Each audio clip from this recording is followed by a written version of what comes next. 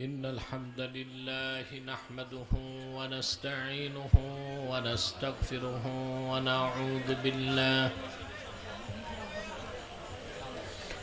ونعوذ بالله من شرور أنفسنا ومن سيئات أعمالنا من يهده الله فلا مضل له ومن يضلله فلا هادي له ونشهد أن لا إله إلا الله وحده لا شريك له ونشهد أن سيدنا وحبيبنا ومولانا محمدا عبد الله ورسوله صلى الله عليه وعلى آله وصحبه وسلم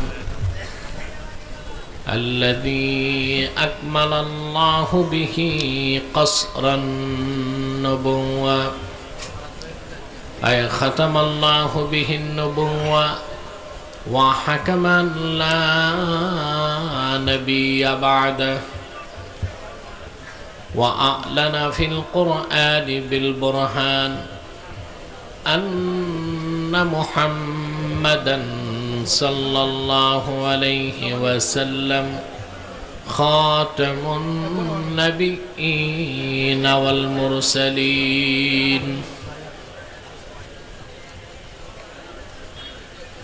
الذي أرسله بالحق بشيرا ونذيرا وداعيا إلى الله بإذنه وسراجا منيرا فقد قال الله تعالى في كلامه المجيد والفرقان الحميد أعوذ بالله من الشيطان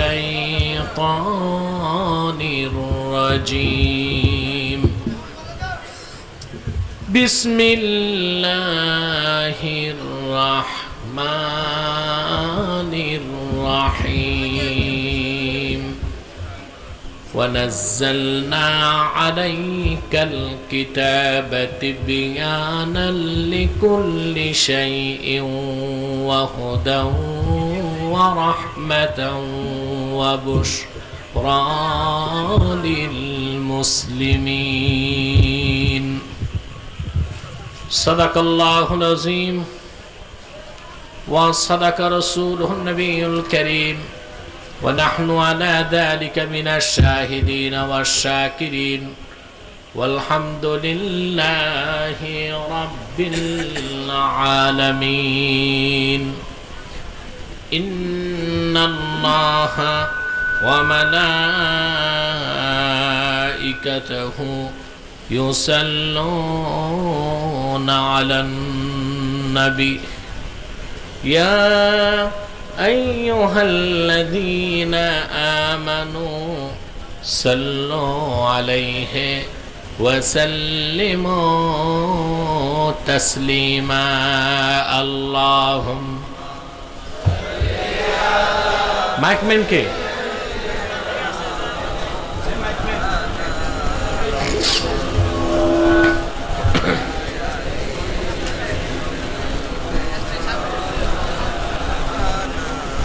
জবান খুলে পড়ুন আল্লাহুম্মা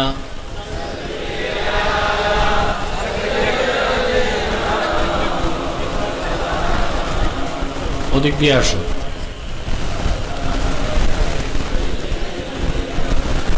হুয়াল হাবিবুল্লাযী তুরজা শাফাআতুহু লিকুল্লি হাওলিন মিনাল আহওয়ালি মুকতাহিমি আল্লাহুম্মা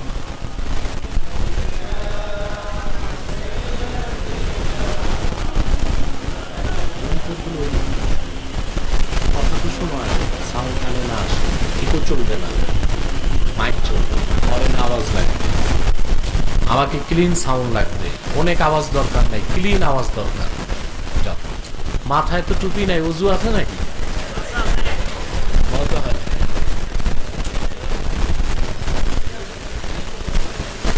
কি অবস্থা মাইক ম্যানের? মহাব্বতে বলুন আল্লাহুম্মা সাল্লি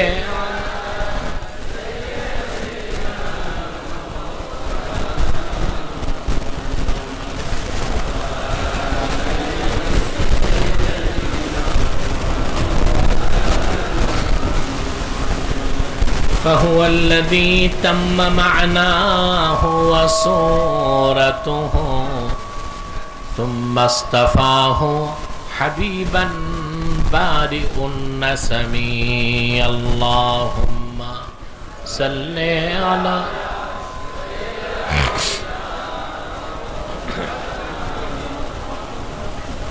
وعلى آله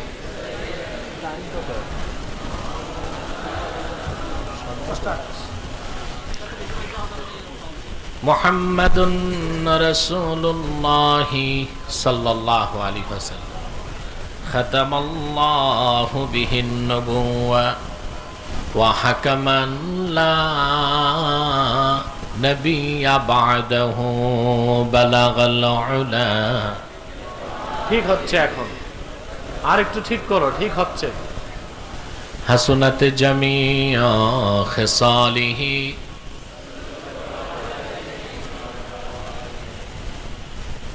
দুপাশের হর্নে আওয়াজ লাগবে হ্যাঁ বুঝতে পেরেছো আস্তে আস্তে ঠিক করো কোনো ইকো চলবে না ওগুলো গায়কদেরকে দরকার হয় গায়ক ইকো ইকো আমরা তো গায়ক না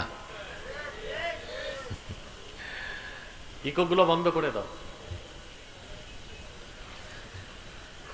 কাজীরপাড়া যুব কল্যাণ সিরাত কমিটির উদ্যোগে আয়োজিত 24তম ঐতিহাসিক সিরাতুন নবী সাল্লাল্লাহু আলাইহি সাল্লাম মাহফিলের সম্মানিত সভাপতি জনাব মাওলানা কবির আহমদ আজমি সাহাব বারাকাল্লাহু ফি উমরি আজকের সম্মানিত অতিথি জনাব আলহাজ আলমগীর চৌধুরী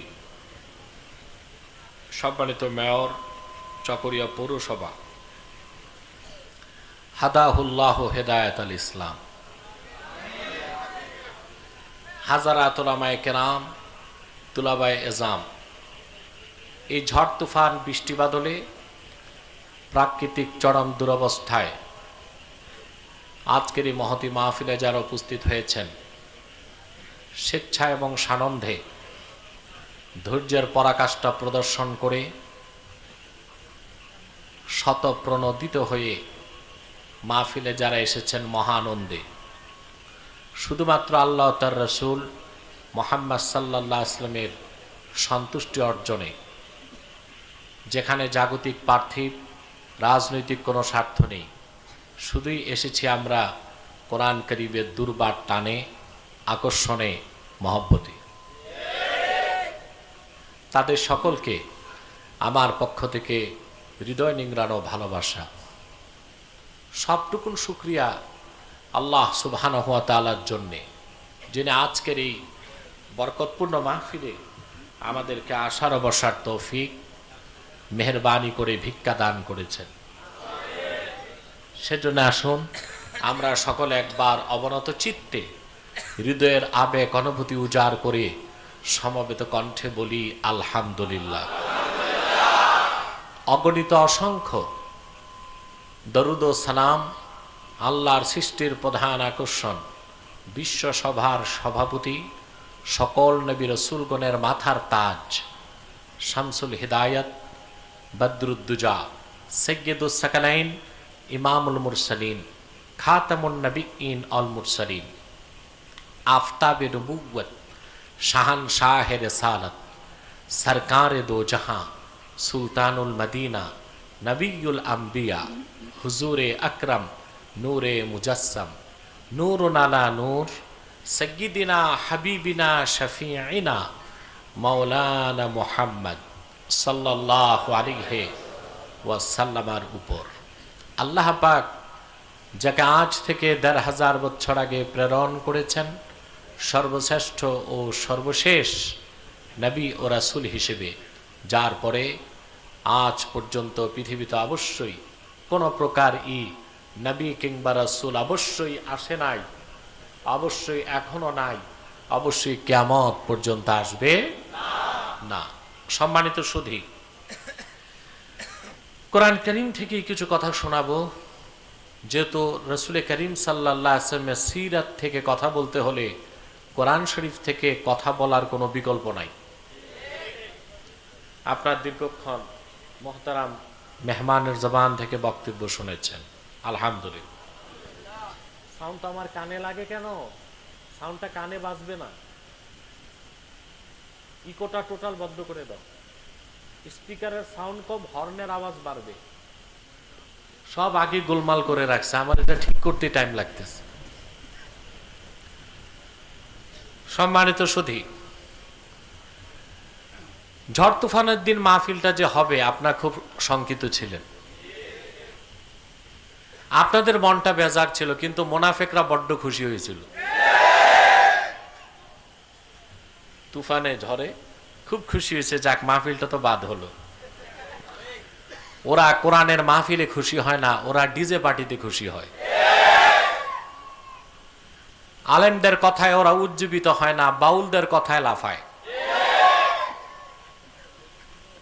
কোরআন কারীমের মাহফিল থেকে ওরা খোরাক নিতে চায় না, পহেলা বৈশাখের মেলা থেকে নোংরামি খরিদ করে। ওই প্রতিক্রিয়াশীল গোষ্ঠী বাংলাদেশের সমাজের প্রতিটা রন্ধ্রে রন্ধ্রে এখন পৌঁছে যাচ্ছে। কি শহরে, নগরে, বন্দরে, গ্রামে, গঞ্জে, স্কুল, কলেজ আর ভার্সিটিতে, কি টেলিভিশন, সিনেমা, চলচ্চিত্র, সাংস্কৃতিক অঙ্গনে, সব জায়গায় তাদের একটাই চেষ্টা, কিভাবে মুসলমানের বিরোধিতা করা যায় আর কিভাবে ইসলামপন্থীদের এক হাত নেওয়া যায়। কিন্তু আপনার স্টেজে ডিস্টার্ব করেন না, আল্লাহ তো বসেন। কিন্তু এই শক্তিটা অপশক্তি এবং এটার পরাজয় চিরন্তন। মুমিন ও মুসলিমদের বিজয়টাই চিরন্তন, ঠিক কিনা? সকালে আমার পিএসকে তারা ফোন দিল যে আমরা মাহফিলটা মসজিদে নিতে চাই। আমি বলেছি যে না, মসজিদে ওয়াজ চলুক, কিন্তু মাহফিল হবে মাঠে। আলহামদুলিল্লাহ। মসজিদে এখন তো আবার ফতুয়াবাজের অভাব নাই। সুদ খায়, ঘুষ খায়, মদ খায়, জুয়াখোর। মুসল্লিরা ওয়াজ শুনতে মসজিদে গেলে বিদ্যুৎ বিল খরচ হলে আবার জায়েজ হবে কিনা ফতুয়া গোজে, আছে না? অবস্থাটা এইরকম হয়ে গেছে যে এক লোক বাম হাতে মদ পান করছে, আরেকজন তাকে নসিহত করছে বাম হাতে মাকরু খাওয়া। খায় কি? হারামের খবর নাই, আছে কি লিয়া? তো ওই রকম মাতাল কিছু সমাজে আছে। আল্লাহর বান্দারা ওয়াজ শুনতে মসজিদে গেলে তারা পানি ব্যবহার করবে, বিদ্যুৎ বিল উঠবে, তাদের সমস্যা কি? তোমাদের মহল্লায় গরু হারায় গেলে হারানো গরুর বিজ্ঞপ্তি ঘোষণা করা যায় মসজিদের মাইকে। টিকার কর্মসূচি, 70 বছরের অবুঝ হারায় গেছে, এগুলো প্রচার হয়। কে মারা গেল তা প্রচার হয়, তখন বিদ্যুৎ বিল খরচ করা কতটুক জায়েজ তা বুঝো না? নাস্তিকতা, ধর্মহীনতা এমন ভাবে তাদেরকে গ্রাস করেছে, তাদের অন্তর্চক্ষু মরে গেছে, ঠিক কিনা? আল্লাহ তাদেরকে হেদায়েত করুক। হেদায়েত না থাকলে এই লম্পটগুলোকে আল্লাহ তাআলা সমাজ থেকে স্কিপ করে দেখ। বলেন আল্লাহুম্মা আমিন। বিরোধিতা করে লাভ কি হয়েছে? আল্লাহ তো মুখে ছাই ফালাই দিয়েছেন, মাহফিল তো হচ্ছেই। হ্যাঁ, জায়গা হচ্ছে না, মানুষ রোডে দাঁড়ায় আছে, বসে আছে, ওরা সওয়াব বেশি পাচ্ছে, ঠিক কিনা? এই যে আসলেন, বসলেন, নগদ তো কিছু পাবেন না। যেটা পাবো তা তো ভাষায় ব্যক্ত করাও যায় না। কোরআন শরীফের খাতিরে এ মাহফিলে আসার সাথে সাথেই জিন্দেগির সগীরা গুনাহ সব মাফ হয়ে গেছে। প্রশ্ন হলো কবিরা গুনার হবে কি? ওটা তো বড়। হ্যাঁ, বলা হয়েছে ওয়ালা তুকাফফারুস সাইয়্যাতু মিনাল কাবায়ের ইল্লা বিত্তওবা, তওবা ছাড়া কবিরা গুনাহ মাফ হয় না। কিন্তু আপনি আশ্চর্য হবেন, কোরআন শরীফের মাহফিলে খালিস নিয়তে আসলে কবিরা গুনাহ মাফের ব্যবস্থাও থাকে।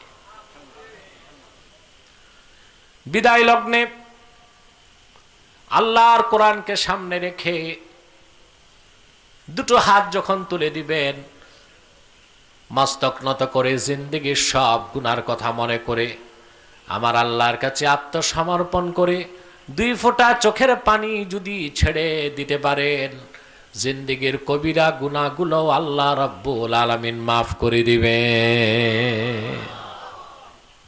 এতে আপনারা খুশি না বেজার? চিন্তা করতেছেন হুজুর বেশি রাত করে এসেছে। অবশ্যই, কথা তো ঠিক। রাতে যে আসছে এটাও মনে করবেন আমার খুব স্যাক্রিফাইস করতে হয়েছে রাতে আসার জন্য। কারণ আমাকে টোটাল রাতে প্রত্যন্ত অঞ্চলে মাহফিল নিষেধ। এখন আমি আপনাদের কক্সবাজারে দিনে প্রোগ্রাম করেছি গতবার কয়েকটা, আলহামদুলিল্লাহ দিনও লোকের অভাব হয় নাই কোরআন শরীফের বরকতে। আর এখন বাংলাদেশে আমার সিকিউরিটি থ্রেট সবচেয়ে বেশি, বুঝেন নাই? কক্সবাজার আসলেন আপনার আগে পিছে সব স্লোগান দিয়ে নিয়ে আসেন, তা আমাকে তো প্রায় 400 কিলোমিটার পথ পাড়ি দিয়ে আসতে হয়, ঠিক কিনা? তারপর আমি ওয়াদাবদ্ধ ছিলাম, দায়িত্ববোধ থেকে এসেছি। কেন বললাম? আপনারা কেউ দূরের কেউ কাছের, কিন্তু সবচেয়ে দূরের লোকটিকে এখানে লজ্জায় আসতে বলছে। এখন আর তুমি বলো না, দেরি করে আসছি এটা বলছো, ঠিক আছে। সবচেয়ে দূরের কে? তাহলে যাওয়ার চিন্তা আপনাদের বেশি না আমার বেশি? আমরা বসবো মুনাজাত পর্যন্ত, পারবো না ইনশাল্লাহ? আল্লাহ আমাদের জিন্দেগির গুনাহ মাফ করে দিবেন, এর চেয়ে খুশির খবর কিচ্ছু নাই। আল্লাহ মাফ করে দিবেন, জিন্দেগির সব গুনাহগুলো আল্লাহ তাআলা মাফ করে দিবেন, নিষ্পাপ করে দিবেন বাড়ি যাবার আগে, নিয়তটা যদি সহি হয়। এতে আমরা খুশি, আল্লাহ খুশি, মাখলুকাত খুশি, ফেরেশতারা খুশি। বেজার শুধু শয়তান, আর বেজার শয়তানের লেসপেন্সাররা, ঠিক কিনা? শয়তানের চামুন্ডা আছে না কিছু, ওরা বেজার। এখন ওরা বেজার, তাতে আমরা কি করব? শয়তান এখন একটা কাজ করবে, মুনাজাতের আগে উঠানো যায় কিনা আমরা নেক নিয়ত করে শয়তানের নাপাক গালে একটা চপেটা ঘাত করতে চাই। আমরা নিয়ত করছি কিছুক্ষণ পরে আজকের মুনাজাত করে গুনাহ মাফ করে নিষ্পাপ বেহেশতি আল্লাহওয়ালা হয়ে বাড়ি যেতে চাই। কারা কারা হাত তুলে আল্লাহ তাআলাকে দেখ।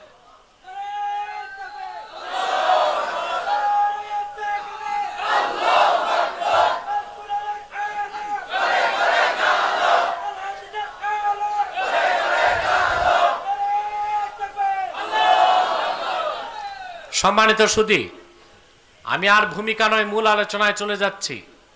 আল্লাহ তাআলা তার হাবিব মুহাম্মদ সাল্লাল্লাহু আলাইহি ওয়াসাল্লামের উপর অবতীর্ণ কোরআনে মুহাম্মদ সাল্লাল্লাহু আলাইহি ওয়াসাল্লামকে ডেকে বলেন ১৫০০ বছর আগে, ওয়ানাজ্জালনা আলাইকাল কিতাব, মুহাম্মদ সাল্লাল্লাহু আলাইহি সাল্লাম আমি আপনার উপরে কিতাব কোরআন অবতীর্ণ করেছি, তিবিয়ানাল লিকুল্লি শাই, সব কিছু সুস্পষ্ট ব্যাখ্যা হিসেবে, ওয়া হুদা ওয়া রাহমা ওয়া বুশরা লিল মুসলিমিন।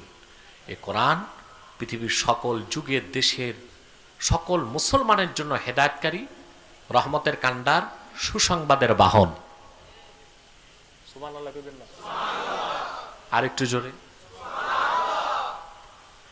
কোরআনকে আল্লাহ তার রাসূলকে বলেছেন আপনার উপর কোরআন নাজিল করেছি সবকিছু সুস্পষ্ট ব্যাখ্যা হিসেবে।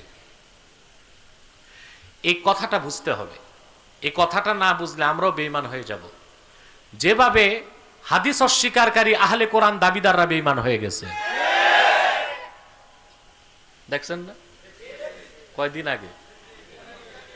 2 দিন আগে। 2 দিন আগে। এটা আগে তো আমার কাছে স্বীকৃত নাস্তিকরা পরাস্ত হয়েছে, এটা ছিল অস্বীকৃত নাস্তিক, কিন্তু ওই নাস্তিকদের চেয়েও খারাপ। এর কথা শুনলে আর বই পড়লে আপনাদের রক্ত মাথায় চড়ে যাবে। সে বলেছে হাদিসের কোনো ভিত্তি নাই, বুখারী মুসলিম সহ সমস্ত হাদিসের কিতাব জাল, মিথ্যা, বানোয়াট, অশ্লীল কথায় ভরপুর। এই কথাগুলো সে প্রচার করত। হঠাৎ করে যে বড় বড় স্কলার আলেমদেরকে ধোঁকা দিত, কিন্তু সে জানে না যে সে যে আলেমদেরকে ধোঁকা দিতে দিতে বাংলাদেশে একটা আশকারা পেয়ে গেছিল সে। তারপর ধোঁকা দিতে দিতে সে এসে পড়ল বাঘের গুহায়।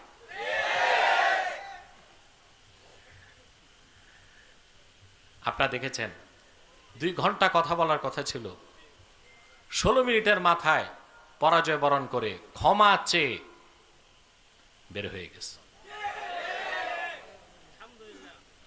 বুখারী মুসলিম সহ সমস্ত হাদিস জাল ও বানোয়াট পরিত্যাজ্য, যে কথা যে বলে সে মুসলিম না কাফের? তাকে যে কাফের বলবে না, কিন্তু সে নিজকে দাবি করছে আহলে কোরআন। নামাজ পড়ে কিভাবে জানেন? ওদের সালাত দেখছেন তো, এখন তো দেখতেছেন, 2 দিন আগেও খবর ছিল না দেশবাসীর মুসলিম জাতিসত্তার গোড়া কিভাবে কাটতেছিল। এদের সমস্ত টাকা পয়সা আসে ইসরায়েল থেকে। ইহুদিদের একটা মাস্টার প্ল্যান আছে, 1 ওয়ার্ল্ড 1 নেশন, এক পৃথিবী এক জাতি। ওরা পৃথিবীতে একটা ধর্ম কায়েম করতে চায় ইহুদিরা, যার নাম আব্রাহামিজম। কি নাম? বাদশাহ আকবর নামের অজগর ছিল না একটা, ও একটা ধর্ম বানাইছিল না, দ্বীন এলাহি। কথা বলে না? তারা বের করতে চাচ্ছে আব্রাহামিজম, হযরত ইব্রাহিমের নামে ধর্ম, ইসলামকে বাদ দিয়ে, কিন্তু দাবি করবে নিজেরা মুসলিম। এই জন্য তারা নিজেদের নাম রাখলো আহলে কোরআন, অর্থাৎ আমরা সবকিছু কোরআন থেকেই নিব, হাদিস মানার দরকার নাই। আলহামদুলিল্লাহ, মাত্র 2 দিনে বাংলাদেশের ইতিহাসে কোনো ভিডিও কোটি কোটি মানুষ 2 দিনে দেখে না। এটা 2 দিন ছিল ফেসবুকে টক অফ দ্য কান্ট্রি। এটা আমার কিচ্ছু না, এটা আল্লাহর হাবিব মুহাম্মদ সাল্লাল্লাহু আলাইহি সাল্লামের জুতা মুবারকের সদকায় সম্ভব হয়েছে। সে আগে বলতো আমার কাছে কোন স্কলার আসে না, আমি নিজে স্কলারদের কাছে যে একবার যে বসে দ্বিতীয়বার বসে না। তারপর তো তার অবস্থা দেখলেন। আমি তাকে বলেছিলাম, ঠিক আছে আপনি হাদিস মানেন না, তাফসীরও তো মানেন না, ইতিহাস মানেন না, সিরাতের কিতাবও।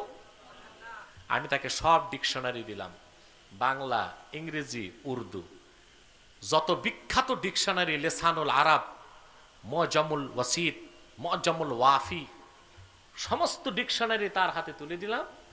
আর ওরা ইংরেজি ট্রান্সলেটটা নেয়, ইংরেজিতে ইউসুফ আলীর ট্রান্সলেটকৃত কোরআন শরীফ তার সামনে দিয়ে বললাম, ভাই আমি তোমার এক মুহূর্ত আর বসাবো না, শুধু তুমি হাদিস, তাফসীর, সিরাত বাদ দিয়া এই ডিকশনারিগুলো থেকে সূরা বাকারার 3টা আয়াতের অনুবাদ করে চলে যাও।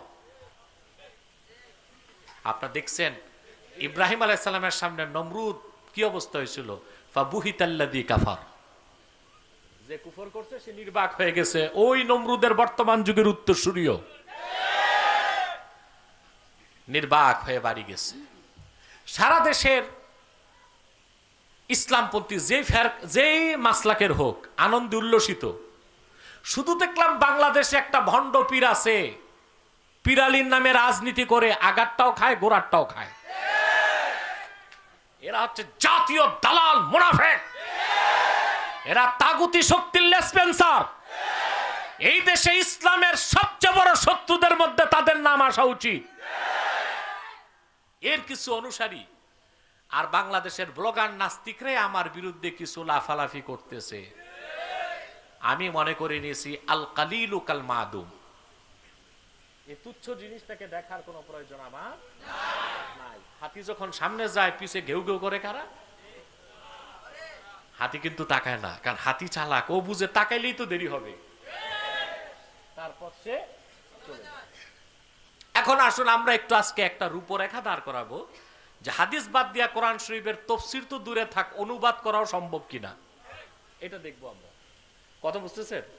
আজকে দেশের সমস্ত আলেমদের উচিত ইসলামের মূল দলিল কোরআনের সাথে যে হাদিস, এটা তুলে ধরা মানুষের কাছে, ঠিক কিনা?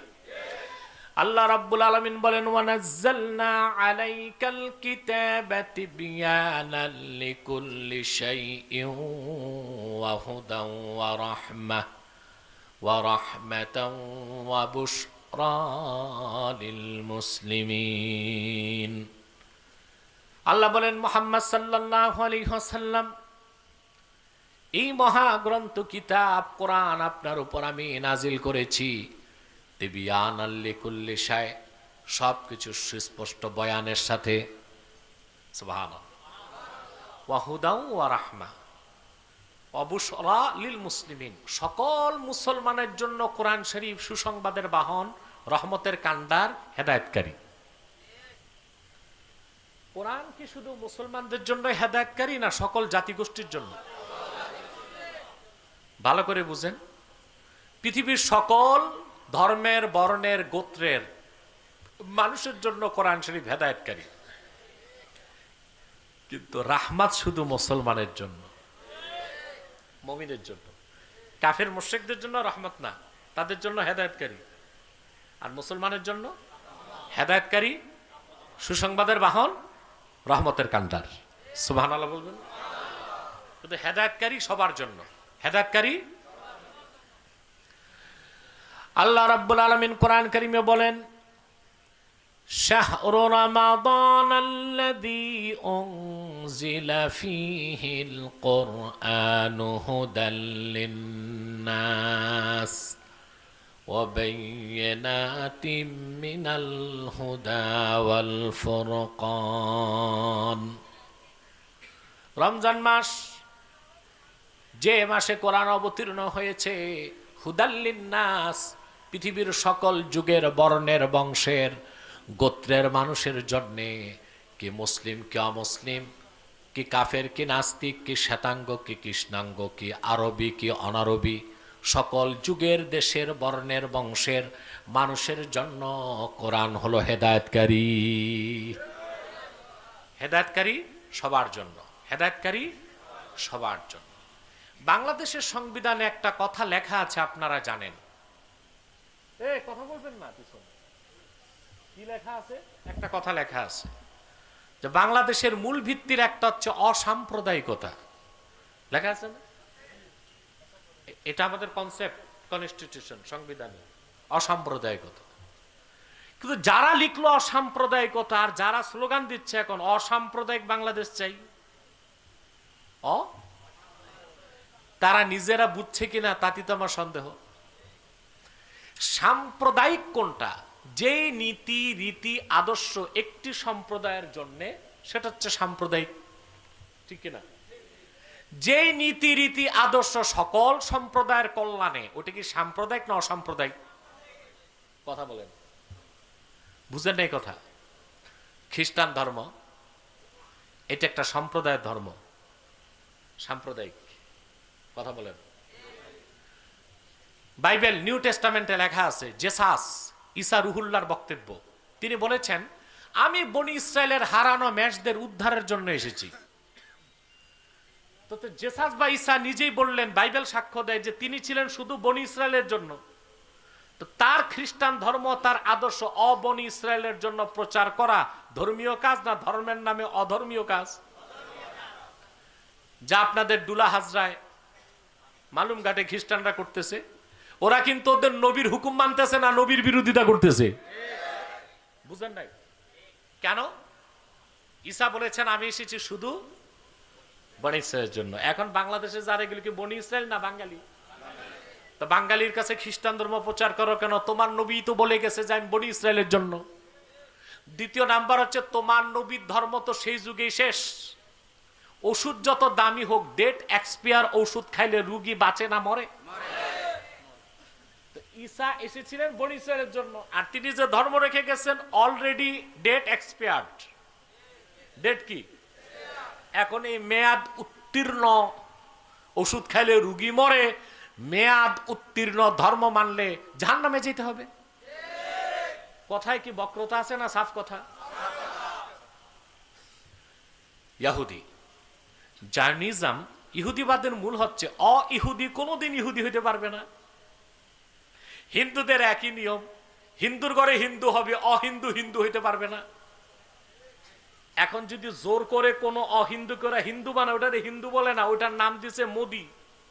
উগ্রবাদীরা নাম দিছে ঘর ওয়াপসি। কি নাম দিছে? বাড়ি ফেরা। কি ফেরা? এটা কেন বলে জানেন? বলতে চায় যে ইসলাম তো 1000 বছর আগে ইসলামের দাওয়াত উপমহাদেশে আসছে, এর আগে তো সব হিন্দুই ছিল, অথবা ইসলাম ছেড়ে দিলে আর হিন্দু হওয়ার দরকার নাই। এটা হচ্ছে ঘর ওয়াপসি, ঘরে ফিরা। মোটের উপর কথা, এটা একটা সাম্প্রদায়িক ধর্ম, ধর্মই বলতেছে এটা হিন্দু ধর্মের। বৌদ্ধদের একই অবস্থা, ইহুদিদের একই অবস্থা। আল্লাহর কোরআনের কোথাও এই কথা নাই যে কোরআন এসেছে শুধু মুসলমানের হেদায়েতে। আল্লাহ বলে দিয়েছেন সকল জাতির হেদায়েতে। যে কোরআন এসেছে সকল জাতির হেদায়েতে, সে কোরআনের আইন ও কানুন যদি ভূখণ্ডে প্রতিষ্ঠিত হয়, সেটা সাম্প্রদায়িকতা নয়, সেটাই সবচেয়ে বড় অসাম্প্রদায়িকতা বলে প্রমাণিত হয়।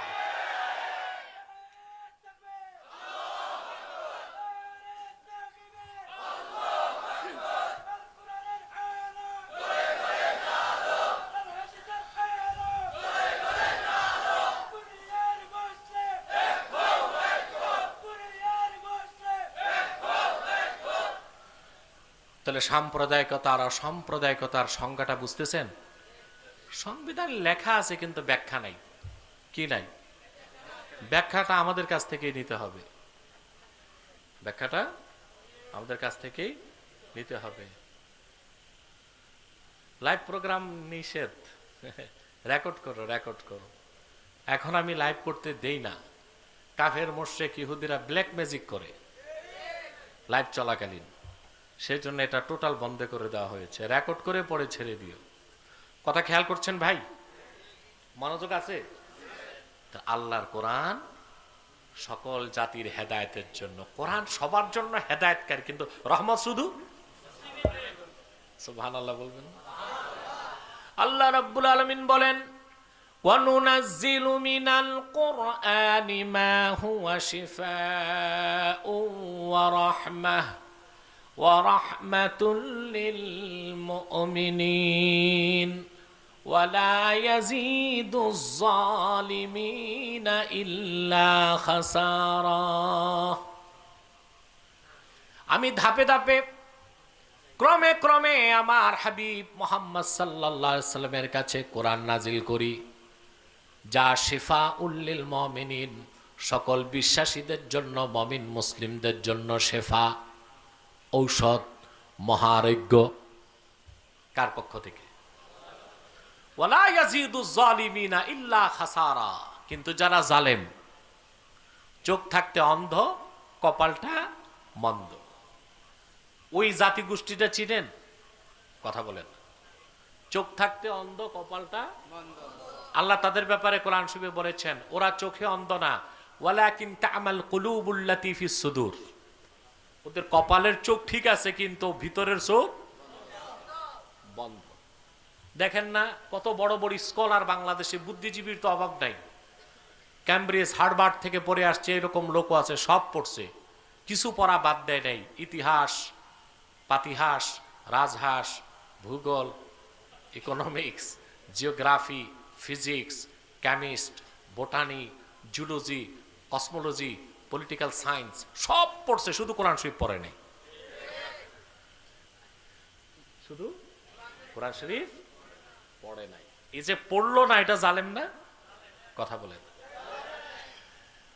যে কোরআন ১৫০০ বছর আগে, যেই কোরআনে আল্লাহ তার হাবিবের কাছে অবতীর্ণ ওয়াহিতে বললেন ইকরা, পড়ুন, সেই যে ইসলাম পরিপূর্ণ হবার পর দুনিয়ার মানুষ পড়া শুরু করলো, আজও পড়েই যাচ্ছে মানুষ কোরআনের অনুসরণে। যে কোরআন মানুষকে পড়া শিখালো, জ্ঞান শিখালো, সভ্যতা শিখালো, ভব্যতা শিখালো, সকল জ্ঞানের আকর যে কোরআন, তুমি সব কিছু পড়লা, কোরআন পড়লা না, তোমার চেয়ে বড় জালেম আর কে? বলবেন কোরআন পড়তে ভালো লাগে না, তো দুর্বলতা কি কোরআনের না তাদের? কথা বলে না। আমি একটা ছোট্ট ঘটনা বলছি, ঘটনাটা আমার না, জালালউদ্দিন রুমি রহমতুল্লাহ লেখা। কার নাম শুনছেন না? মাসনাবি রুমির লেখক, উনি একটা ঘটনা উল্লেখ করেছেন। বাগদাদে, ইরাকের বিখ্যাত নগরী বাগদাদে এক কিছু এলাকা ছিল যেখানে আতর বিক্রি হতো। ওটাকে বলতে পারেন আপনি আতর পাড়া, কি পারেন। আর বাগদাদের শহরতলিতে ছিল চামড়াপট্টি। কি চামড়ার ব্যবসা যারা করে, ব্যবসায়ী না, চামড়া কাটে, ধোলাই করে, মাজাই করে, এগুলোকে বাংলাদেশে বলে ঋষি। আপনার কি বলে? চামড়া, চামড়া কষাই না, তেলি তেলি তেলি। হ্যাঁ, তেলি মানে যে চামড়া ছোলাই করে, চামড়া বিক্রি করে, তেলি বলে না? আচ্ছা, যাক, একটা শব্দ শিখলাম। তবে আমার দৃষ্টিতে বাংলা একাডেমির উচিত সিলেট আর চিটাঙ্গের ভাষার উপর আলাদা ডিকশনারি করা, নতুবা আমরা কিছু বুঝি না। কি বলেন, হওয়া উচিত না দুটা ডিকশনারি, চিটাঙ্গের উপর আর সিলেটের। ওনারা কথা বললে আমরা বুঝি না এরা কি বাংলাদেশি না ফরেনার, নিজেরা যখন কথা বলে। কিন্তু কথা বুঝলে খুব মজাও লাগে, ঠিক কিনা? সম্মানিত সুধী, এখন তেলিপাড়া আছে, বাহ, তেলিপাড়াও আছে। তো বাগদাদে এইরকম তেলিপাড়া ছিল যেখানে চামড়া ব্যবসায়ীরা থাকত। ওদের যে ঠাকুর ছিল সর্দার, সে সবাইকে বলছে তোমরা বাগদাদে সব জায়গায় গেল, আতরপট্টিতে যাবা না। কোথায় যাবা না? যাবা না। এক যুবক, ও বুঝে নাই, ওর উৎসাহ জাগছে, ওস্তাদে নিষেধ করছে কেন দেখতে হবে। আতরপট্টিতে ঢুকার পরই দামি দামি আতরের গ্রান, দামি আতর তো আপনারা দেখেন না। এখন যে অরিজিনাল মিসকুল আম্বার, এক বোতলের দাম 2 লাখ 2.5 লাখ টাকা, বুঝলেন? মিসকুল আম্বার যেটা অরিজিনাল মৃগন আবি থেকে হয়, বুঝছেন? আপনার তো দেখেন রমজান মাসে মসজিদের সামনে আতর নিয়ে বসছে, এত বড় বোতল 15 টাকা। ওতে তো 15 টাকা সরিষার তেলও নাই, নাম দিয়ে রাখছে জান্নাতুল ফিরদৌস।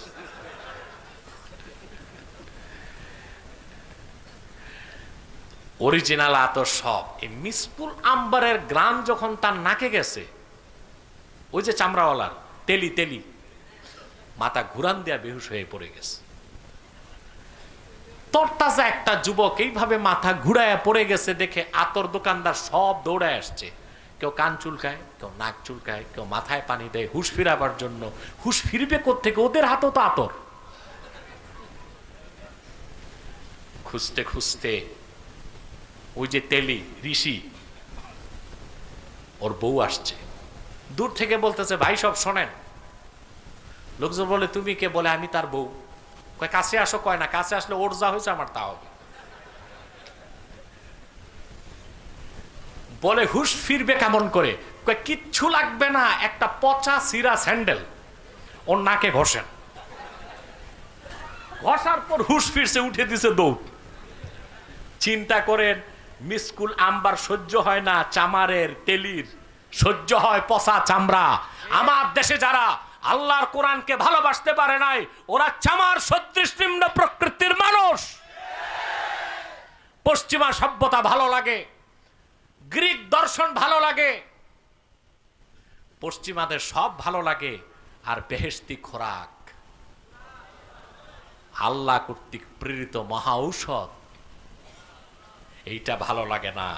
দুর্বলতা, ওই যে মিসকুল আম্বার বরদাস্ত হয় নাই। দুর্বলতা মিসকুল আম্বারের না চামারের? চামারের সিডাঙ্গা নাম কি? তেলি তেলি। দুর্বলতা কি মিসকুল আম্বারের না তেলির? তা আমার দেশের তথাকথিত এলিট পার্সন, অ্যারিস্টোক্রেট সিটিজেন, ওনারা দাবি করে, ওনাদের আবার একটা বাংলা নাম আছে সুশীল সমাজ।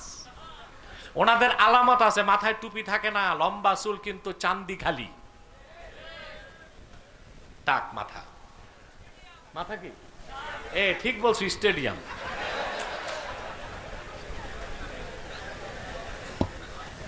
এরা যদি টুপি ছাড়া চৈত্র মাসে বের হয়, সূর্যের আলো পড়লে মনে হয় পিতলের ঘটিটা চকচক করতেছে। খোদার কসম মিয়া সাহেব, সিটি স্ক্যান করলে দেখবেন মাথার বাইরেও কিছু নাই, ভিতরেও কিছু নাই, বসে আছে বুদ্ধিজীবী হয়ে। দাবি কি অ্যারিস্টোক্র্যাট সিটিজেন, সুশীল সমাজ, দেশের অভিভাবক। এদের কাছে দেশের দায়িত্ব দেওয়ার কারণেই তো দেশ আজকে শাফা হুফরাতিম মিনান নার, জাহান্নামের কিনারায় পৌঁছে গেছে। প্লেন চালাতে পাইলট হতে হয়, অটো ড্রাইভারকে প্লেনে বসায় দিলে প্লেনের কি অবস্থা হবে? ক্রাশ হবে না?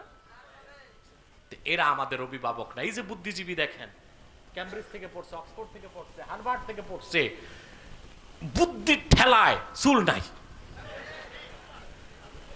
এরা কেউ আমাদের গার্ডিয়ান নয়। আল্লাহর কোরআন, রাসূলুল্লাহর হাদিস যার সিনায় আছে, সেই সবচেয়ে বড় শিক্ষিত, দামি, উত্তম, দেশের শ্রেষ্ঠ নাগরিক। এটা আল্লাহ তাআলা সাক্ষ্য দিয়েছেন কোরআন শরীফে। কিন্তু আপনারা তাদেরকে অপমান করছেন, ঠিক কিনা? বেইজ্জত করছেন, জুলুম করছেন, নির্যাতন করছেন, নিপীড়ন করছেন। মনে রাখতে হবে, এক পৌষে শীত যায় না, ঠিক কিনা? তো যাদের কথা বলছিলাম, এরা আসলে বুদ্ধিজীবী না, এরা বুদ্ধি প্রতিবন্ধী।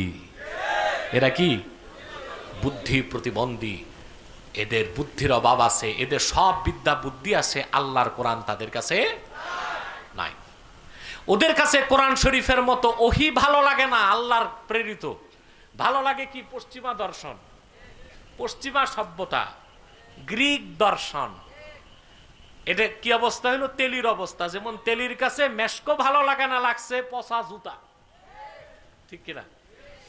সেজন্য বলি ভাইরা, আল্লাহ বলেছেন কোরআন হচ্ছে হুদাল লিন্নাস, পৃথিবীর সকল যুগের, দেশের, বর্ণের, বংশের মানুষের জন্য হেদায়েতকারী, কিন্তু মুমিনের জন্য হচ্ছে রাহমাত।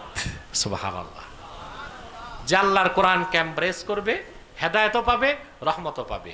তার জন্য কোরআন সুসংবাদ দিয়েছে, এ কোরআন তাকে বেহেশত পর্যন্ত পৌঁছায় দিবে। এখন প্রথম অংশটা বুঝাই। আল্লাহ বলেছেন কোরআনকে তিবিয়ানাল লিকুল্লি শাই, কোরআন সবকিছুর সমাধান, কোরআন সবকিছুর সুস্পষ্ট ব্যাখ্যা। এটা আমার আপনার জন্য নয়, এটা আবু বকর ওমরের জন্য সম্ভব ছিল না, এটা রাসূলুল্লাহর জন্য আল্লাহ খাস করে দিয়েছিলেন, যে সব সমস্যার সমাধান আল্লাহর রাসূল ১৫০০ বছর আগে কোরআন থেকে দিয়েছেন। তাহলে আল্লাহর কোরআন থেকে সমাধান নিতে হলে, সব ব্যাখ্যা নিতে হলে প্রথম সূত্র কি? একটু বড় গলায় বলেন। রাসূলুল্লাহর হাদিসকে বাদ দিলে কোরআন শরীফ বুঝার কোনো সুযোগ নাই। আল্লাহ রাব্বুল আলামিন কোরআন কারীমে হুজ্জিয়াতুল হাদিস, হাদিসের প্রামাণ্যতা কতটুক, সেটা বুঝাবার জন্য আল্লাহ কোরআন শরীফে বলে দিয়েছেন, ফাইযা ক্বরানাহু ফাত্তাবি' কুরআনাহু সুম্মা ইন্না আলাইনা বায়ানা। মুহাম্মদ সাল্লাল্লাহু আলাইহি ওয়াসাল্লাম, যখন আমি যখন কোরআন আপনার কাছে পাঠাই, কোরআন যখন পড়ি, আপনি সঙ্গে পড়বেন না, আপনি শুধু শুনবেন। কোরআনকে আপনার সিনায় জমা করার দায়িত্ব আমি আল্লাহর। আর কোরআনের যে অংশটা বুঝবেন না, ওটা ব্যাখ্যা করে দেবার দায়িত্ব আমি আল্লাহ। ৩০ পারা কোরআন থেকে ১৫০০ বছর আগে আখিরি নবী, নবীগণের মাথার তাজ, নূর নবীজি আমার মুহাম্মদ সাল্লাল্লাহু আলাইহি ওয়াসাল্লাম যে ব্যাখ্যা দিয়েছেন, সেই ব্যাখ্যাটাই হলো রাসূলুল্লাহর হাদিস বা হাদিসুন নবী। সে হাদিসকে বাদ দিলে কোরআন বুঝার কোনো সুযোগ নাই। আর সব হাদিসকে যদি আপনি অস্বীকার করেন, মুসলিম হতে তো পারবেনই না, বরং ইসলামের অস্তিত্ব খুঁজে পাওয়া যাবে না। আমি কয়েকটা উদাহরণ দিচ্ছি আপনাদেরকে। ঈমানের পরে ইসলামের সবচেয়ে বড় কাজ কি? সালাত। ইসলামের ভিত্তি কয়টা? এটা তো জানেন আপনারা। এই কথা জানে না এইরকম মুসলমান বাংলাদেশে আছে কিনা আমার সন্দেহ আছে। হ্যাঁ, কিছু থাকতে পারে মুসলমান নামদারি, ওদের পাওয়া যাবে দুই জায়গায়, হয় ঢাকা বিশ্ববিদ্যালয়, নয় পাবনা গারদে। আপনি যদি আমাকে বলেন বাংলাদেশের সবচেয়ে বেশি পাগল কোথায়, পাবনা, হেমায়েতপুরে না ঢাকা বিশ্ববিদ্যালয়, আমি বলবো ঢাকা বিশ্ববিদ্যালয়। এরা পুরাই পাগল। এরা কি আমার কথা রাগ করলেন? কথা বল, আমি যুক্তি আছে, আমার কাছে যুক্তি আছে। ঢাকা বিশ্ববিদ্যালয়ের শিক্ষক আছে প্রায় এখন 1450 জন ছিল, এখন আরো বাড়তেও পারে কমতেও পারে, কারণ ইতিমধ্যে অনেকে টিকিট ফাইনাল করছে। টিকিট কেটে গেছে কই? আরে মেয়ে জান নামে গেছে। এদের মধ্যে আপনি 100 শিক্ষক এমন পাবেন না যে পুরা কোরআন সুন্নায় বিশ্বাসী। বড় বড় ডিগ্রি নিয়ে বিশ্ববিদ্যালয়ের বড় বড় পদ নিয়ে বসে আছে। এরা মানুষকে কি শিখায়? এদের কাজই হচ্ছে ইসলাম বিরোধিতা। অথচ ঢাকা বিশ্ববিদ্যালয়ে এই দেশের মুসলমান আশা করেছিল আল আজহার বিশ্ববিদ্যালয়ের মতো একটা বিশ্ববিদ্যালয় হবে। এটা আশা করে নাই। নবাব সলিমুল্লাহর বাপের জায়গায় ঢাকা বিশ্ববিদ্যালয় প্রতিষ্ঠিত। ঢাকা বিশ্ববিদ্যালয় প্রতিষ্ঠার কথা উঠেছে, সর্বপ্রথম বিরোধিতা করেছে রবীন্দ্রনাথ ঠাকুর, তার ভাই অবীন্দ্রনাথ, তার ভাই যতীন্দ্রনাথ। বিশ্ববিদ্যালয়ের বিরুদ্ধে কলকাতা রবীন্দ্রনাথ ঠাকুরের বাড়িতে মিটিং হয়েছে জোড়াসাঁকোতে। সেই মিটিংয়ে রবীন্দ্রনাথ ঠাকুররা বলেছিল কলকাতায় বিশ্ববিদ্যালয় থাকতে ঢাকাতে কিসের বিশ্ববিদ্যালয়? চাষা ভূষা বাঙালির জন্য বিশ্ববিদ্যালয় বাংলাদেশে দরকার নাই, কলকাতাতেই তো বিশ্ববিদ্যালয় আছে। যে বিশ্ববিদ্যালয়ের বিরোধিতা করলো হিন্দু কবি বুদ্ধিজীবীরা, আর সেই বিশ্ববিদ্যালয়ে নাস্তিক্যবাদ আর হিন্দুত্ববাদকে প্রমোট করা হচ্ছে। সময় কম, আমি গেলে একবারে স্লোগান দিও তুমি আসতে। কিন্তু এই দেশের মুসলমানরা চেয়েছিল এটা আল আজহারের মতো একটা বিশ্ববিদ্যালয়, ঠিক কিনা? স্বপ্ন কি দুঃস্বপ্নে পরিণত হয় নাই? কথা বলে না। এই জন্য আমি বলছি এখানে যারা আছে ওরা কি শিখায় মানুষকে? কিচ্ছু শিখায় না ছেলে মেয়েদেরকে। 1921 সালে ঢাকা বিশ্ববিদ্যালয় প্রতিষ্ঠিত হয়েছে, আর এখন 1923 সাল, 100 বছর পার হয়ে গেছে। 2023 সাল, 100 বছর পার হয়ে গেছে। কত বছর? কয়জন বিশ্বমানের কবি, সাহিত্যিক, বিজ্ঞানী, দার্শনিক আমরা পাইছি? আমি তো গুনে পাই না। আপনারা কি পাইছেন ভালো জানেন। পেয়েছেন আহমদ শরীফের মতো নাস্তিক, হুমায়ুন আজাদের মতো নাস্তিক, ঠিক কিনা? শাহরিয়ার কবিরের মতো নাস্তিক, এগুলো পেয়েছেন আপনারা। জাফর ইকবাল, ওইটা তো গবাদি পশু। এটা গবাদি পশু বলছে, ও নিজেই বলে মানুষ বানর থেকে, তা আমরা কেন বলবো আদম সন্তান? আমরাও বলি বানর সন্তান। এটা কি আমাদের কথা না ওর কথা? সম্মানিত সুধী, মনোযোগ দিয়ে শোনেন। তাহলে পাগল বেশি ঢাকা বিশ্ববিদ্যালয়ে না হেমায়েতপুরে? আপনি দেখুন এই কোরআন কারীম, তো যে কথা বলছিলাম ইসলামের ভিত্তি যে 5টা, এটা সব মুসলমান। ইমানের পর সবচেয়ে প্রথম কি? সালাত। কোরআন শরীফে আছে কিনা সালাত? সালাতের কথা 80 জায়গায় আল্লাহ কথা বলেছেন সালাত পড়ার কথা। 5 ওয়াক্ত নামাজ পড়বেন, সেটাও কোরআন শরীফে আছে। আল্লাহ বলেছেন আকিমিস সালাতা তারাফা ইন্নাহারি ওয়া যুলাফা মিনাল লাইল ইন্নাল হাসানাতি ইউযহিবনাস সাইয়্যাত। রাতের 2 প্রান্ত, দিনের 2 প্রান্ত, মাঝখানে আসরই হলো 5 ওয়াক্ত। কিন্তু ফজরের ফরজ 2 রাকাত, যোহর 4, আসর 4, মাগরিব 3, এশা 4। এই কথা কোরআন শরীফের কোথায় আছে? কথা বলেন। তাহলে হাদিস বাদ দিলে তো সালাত গেল। কথা বলেন। ওটা তো সালাত না, সালাত তো আর নাই। তারপর সালাতের আগে কি লাগে? ওযু। আল্লাহ কোরআন শরীফে বলেছেন ইযা কুমতুম ইলাস সালাতি ফাগসিলু উজুহাকুম ওয়া আইদিয়াকুম ইলাল মারাফিক। যখন তোমরা নামাজে দাঁড়াবে তখন তোমরা মুখ ধৌত করবে, হাত ধৌত করবে, মাসা করবে, পাও ধৌত করবে, ঠিক কিনা? এখন আল্লাহ বলছেন যখন নামাজে দাঁড়াবে তো উজু করবে। এখন আমরা উজু করে নামাজে দাঁড়াবো না নামাজে দাঁড়ায় উজু করব? এই ব্যাখ্যা কোথায়? কথা বলেন। হাদিসে না? ইদা কুমতুম ইলা সালাতের অর্থ ইদা আরাদতুমুস সালাহ, যখন তুমি নামাজের ইচ্ছে করবে তো উজু করবে। ব্যাখ্যাটা তো কোরআন শরীফে নাই, ব্যাখ্যা আছে কই? হাদিসে। তাহলে হাদিস বাদ দিলে নামাজ শেষ। নামাজের পর দ্বিতীয় ভিত্তি কি? না, যাকাত। যাকাতকে বলা হয় ইন্না যাকাতা কারিনাতুস সালাহ। যাকাত হচ্ছে নামাজের সঙ্গী। যত জায়গায় আল্লাহ নামাজের কথা বলছেন সাথে যাকাতের কথা বলেছেন। যাকাতের কথা বিভিন্ন জায়গায় আল্লাহ তাআলা বলেছেন। একদম শুরুতেই বলেছেন আল্লাযীনা ইউমিনুনা বিল গায়বি ওয়া ইউকিমুনাস সালাতা ওয়া মিম্মা রাযাকনাহুম ইউনফিকুন। সুবহানাল্লাহ। মুমিনদের বৈশিষ্ট্য আল্লাহ বলেছেন তারা গায়বকে বিশ্বাস করে, হ্যাঁ, 5 ওয়াক্ত নামাজ আদায় করে, এবং আল্লাহ বলেছেন আমি যা দান করেছি তার থেকে যাকাত দেয়। এখন টাকার যাকাত কি, গরুর যাকাত কি, বকরির যাকাত কি, উটের যাকাত কি, ওসরের যাকাত কি, এগুলো কোরআন শরীফে আছে? নাই। পরিসংখ্যান আছে? লাগবে কি? তাহলে হাদিস বাদ দিলে নামাজও গেল। তারপরে কি? হজ। 4 নম্বরে হজ। 4 নম্বরে কি? হজ, ঠিক কি না? আল্লাহ তাআলা বলেন ওয়ালিল্লাহি আলান নাসি হিজ্জুল বাইতি মান ইসতাতা ইলাইহি সাবিলা। মানুষের উপর ফরজ করা হয়েছে কাবা ঘরের হজ ওই মানুষের উপর যে কাবা পর্যন্ত পৌঁছার ক্যাপাবিলিটি রাখে। সবার উপর না ধনীর উপর? আল্লাহ বলছেন হজ হচ্ছে কাবার। হজ কি? খেয়াল করেন, হজ কি? হজের দিনটা কোন তারিখ বলতে পারেন?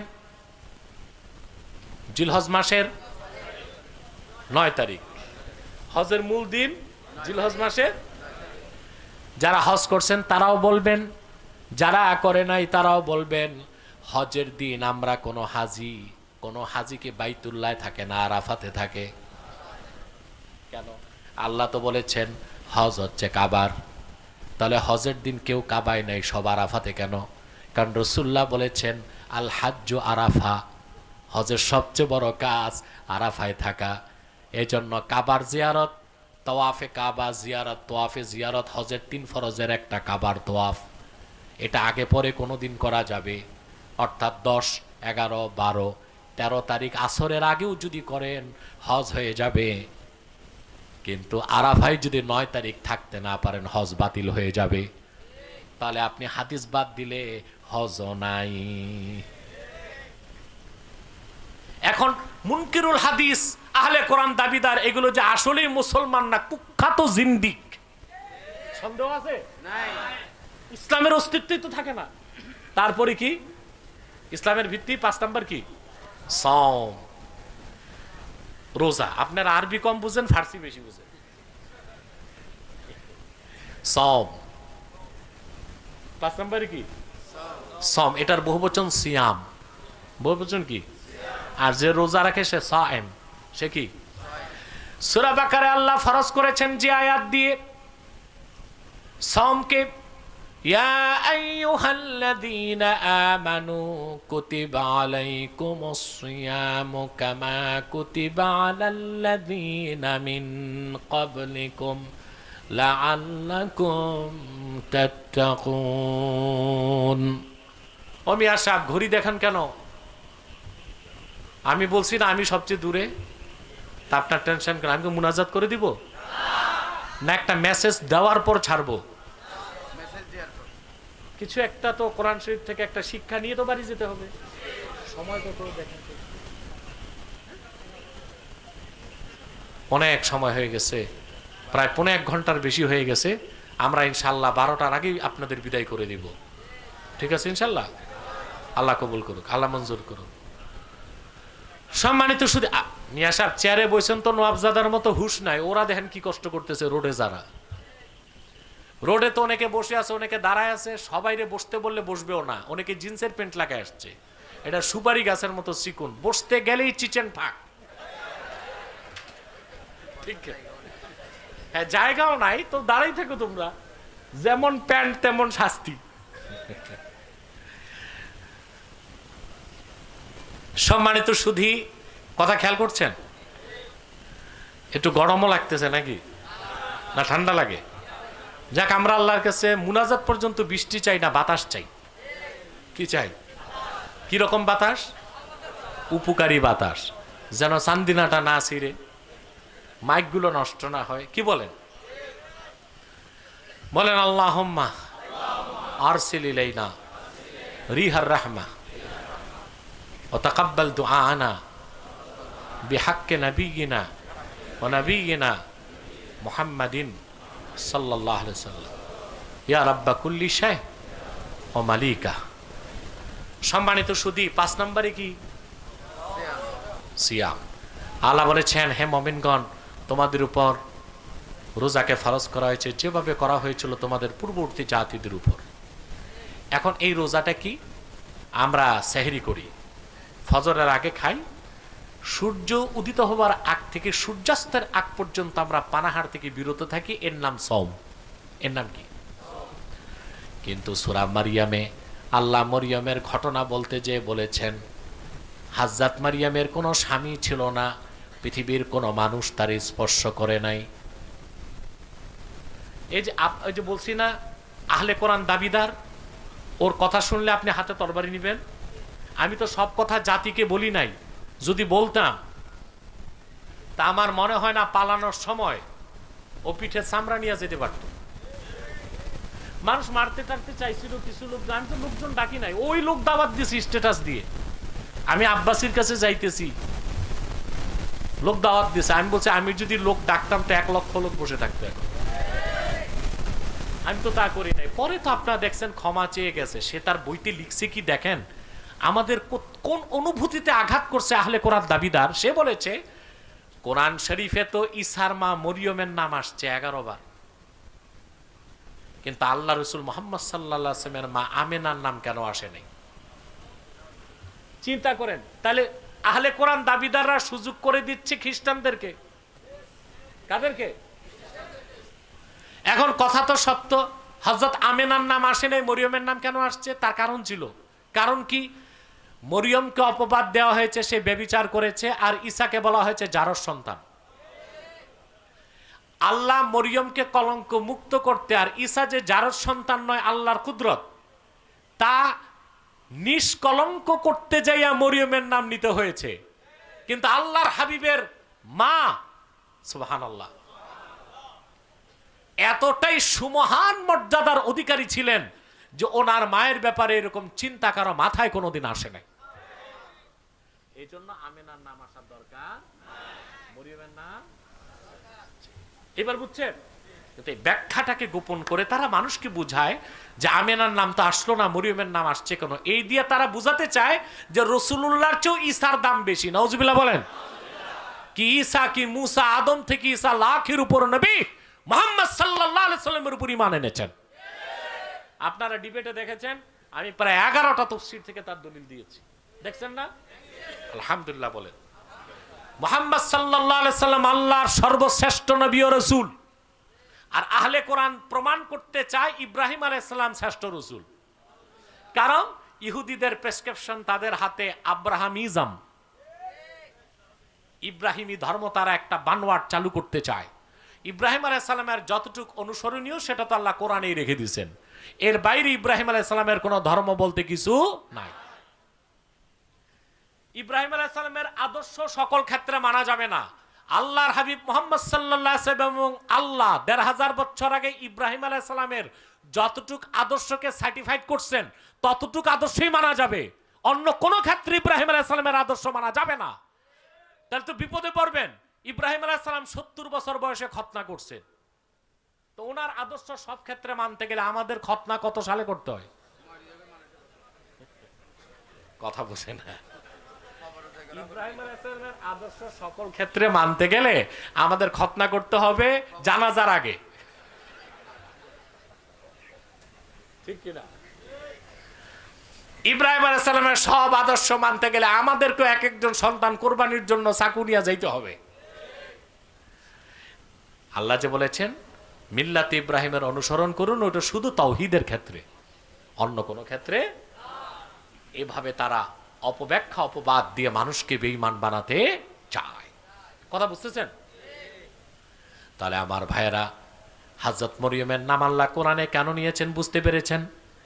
কথা বলেন, বলেন, বুঝতে পেরেছেন?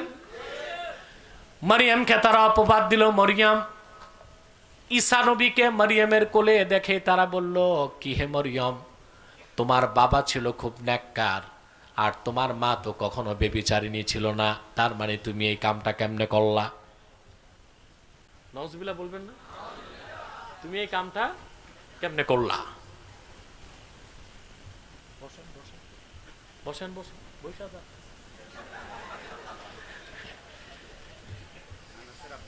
ও চিনছি তোমাকে, আলহামদুলিল্লাহ।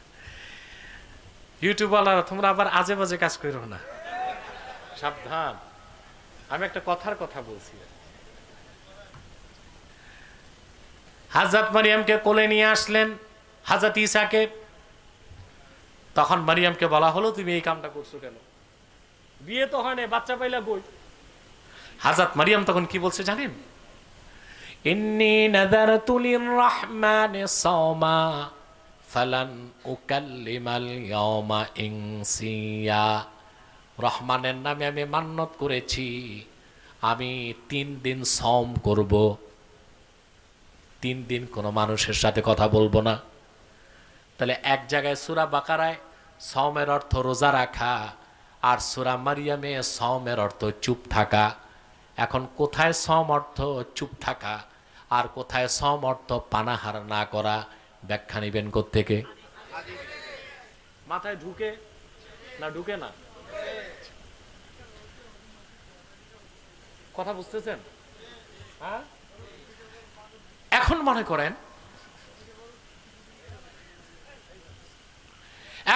করেন, কোন ব্যক্তি নাউজুবিল্লাহ আহলে কোরআন তাদের কথা থেকে সুযোগ নিল, বুঝলেন? হাদিস মানে না, সে কি করবে? সুযোগ নিবে কিভাবে জানেন? সে সারা দিন পানাহার করবে, 3 বেলা না 9 বেলা খাবে, আর বলবে আমি রোজা। কেন? চুপ থাকবে, কথা বলবে না। সে বলবে এক জায়গায় তো সমর্থ কথা না বলে চুপ থাকা, আমি এই অর্থ নিলাম না, ওই অর্থ নিলাম। এটা কি মুসলিমের কাজ না নাস্তিকের কাজ? এই কাজ তারা করতেছে। আহলে কোরআন দাবিদাররা কি করতেছে? ওরা সালাত আদায় করে কিভাবে? আহলে কোরআনের আবার 3 ফেরকা। এক ফেরকা কিছু হাদিস মানে, কিছু মানে না। আরেক ফেরকা ওই হাদিসগুলো তাদের ভাষায় মানে যেগুলো কোরআন শরীফের সাথে দ্বন্দ্ব নাই। মুসলমানের মত হচ্ছে কোন সহিহ হাদিসই কোরআন শরীফের কোন আয়াতের সাথে দ্বন্দ্ব নাই, একটার ব্যাখ্যা। ওদের মধ্যে সবচেয়ে নিকৃষ্ট কাফের যেটা, এটা হচ্ছে ওইটা, ওই 3 দিন আগে যেটা রে জাতির কাছে চেহারা দেখানো হইলো যাকে, তারা সালাত বলতে কিছু মানেই না। তারা বলে এক জায়গায় বসে দিনই কথাবার্তা বলাটাই সালাত। তো জুমার নামাজ কি? বলে জুমার দিন ব্যবসা, একটু ব্যবসা করাটাই জুমা। তার বাণী হাদিস বাদ দিলে ইসলামের অস্তিত্ব থাকে না। হাদিস দিয়েই আল্লাহর কোরআন থেকে সবকিছু সমাধান নিতে হবে। অতএব আমি বিদায় লগ্নে আপনাদেরকে কঠোর ভাষায় বলবো, অবশ্যই আমাদেরকে এই কুখ্যাত আহলে কোরআন দাবিদার মুনকিরুল হাদিস, আহলে কোরআন দাবিদার আদতেই যারা অমুসলিম, তাদের খপ্পর থেকে দেশ ও জাতিকে রক্ষা করতে হবে। পারবেন না ইনশাআল্লাহ? প্রত্যেক মুমিন মুসলমান ঘরে ঘরে, নগরে বন্দরে, স্কুলে কলেজে, ভার্সিটিতে সমাজ বিপ্লব চালু করে দেন। এই ফিতনাটাকে যদি গোড়াতেই নির্মূল করতে না পারেন, তাহলে ইহুদিরা বাংলাদেশে তাদের এজেন্ডা বাস্তবায়ন করার সর্বোচ্চ চেষ্টা করবে। আমি আজকে কি বুঝাতে চাইলাম সেটাকে বুঝার চেষ্টা করেছেন? কোরআন তিবিয়ান লিকুল্লি শায়, সবকিছুর সমাধান, সবকিছুর ব্যাখ্যা, কিন্তু ব্যাখ্যা নিতে হবে হাদিস থেকে। বুঝতে পেরেছেন? সকল মানুষের জন্য হেদায়েতকারী, কিন্তু মুসলমানের জন্য হেদায়েতকারী, রহমত, সুসংবাদের বার্তা। সাদাকাল্লাহুল আযীম ওয়া সাদাকা রাসূলুহুন নবিয়ুল কারীম। ওয়া নাহনু আলা যালিকা মিনাশ শাহিদিন ওয়াশ শাকিরিন আলহামদুলিল্লাহি রাব্বিল আলামিন। আমি আর আপনাদের কষ্ট দিচ্ছি না। ওয়েট অ্যান্ড সি, কি করতে হয় আমি করব। আমি আর কষ্ট দিচ্ছি না। বিদায় লগ্নে আমি কিছু জরুরি কথা আমার সংগঠনের ব্যানারে বলে যাচ্ছি। আলহামদুলিল্লাহ, আপনারা দেখেছেন তাহরিকে খাতমে নবুয়ত বাংলাদেশ খাতমে নবুয়তের আন্দোলন করে, ঠিক কিনা? বাংলাদেশে অন্যান্য কাফের গোষ্ঠী বেঈমান মুনাফিকদের বিরুদ্ধে প্রথম বক্তব্য কর্মসূচিটা কিন্তু তাহরিকে খাতমে নবুয়ত বাংলাদেশই দেয়। কথা বুঝেন নাই? এটা তো ইতিমধ্যে জানতে পারছেন না? তা আমার বক্তব্য কথা এটাই, ভাই আপনি দল যেটাই হোক, কি আওয়ামী লীগ, কি বিএনপি, কেউ জাতীয় পার্টি, কেউ জামাত, রাজনৈতিক ব্যানার আপনার যাই হোক, কি আলিয়া কি কওমি, কি লম্বা টুপি, কি গোল টুপি, কি সাদা টুপি, কি কালো টুপি, মাসলাক যেটাই হোক, হ্যাঁ, রাজনৈতিক প্ল্যাটফর্ম যেটাই হোক, আমি আপনাদের হাত ধরে করজোর অনুরোধ করছি, অন্তত মাসলাক যার যার, দিন ইসলাম সবার, এই কথাটির দিকে খেয়াল করে আমরা খাতমে নবুয়তের আন্দোলনে থাকার চেষ্টা করব। পারবেন না? আমি আপনাদের বিদায় লগ্নে এটাই আমার অনুরোধ। দলীয় মতভেদ থাকতেই পারে, থাকুক। আর দলীয় মতভেদ বেশি দিন করে কারো লাভ হবে না, বলে দিচ্ছি। বাংলাদেশ স্বাধীনতা হারাবে, গৃহযুদ্ধ হবে, সিভিল ওয়ার হবে। কি হবে? আপনারা যদি বিদেশিদের আশায় বসে থাকেন, কিছুই হবে না। এখন উচিত হচ্ছে সব ইসলামপন্থীকে নিয়ে সকল রাজনৈতিক দলের একটা ঐক্য করা।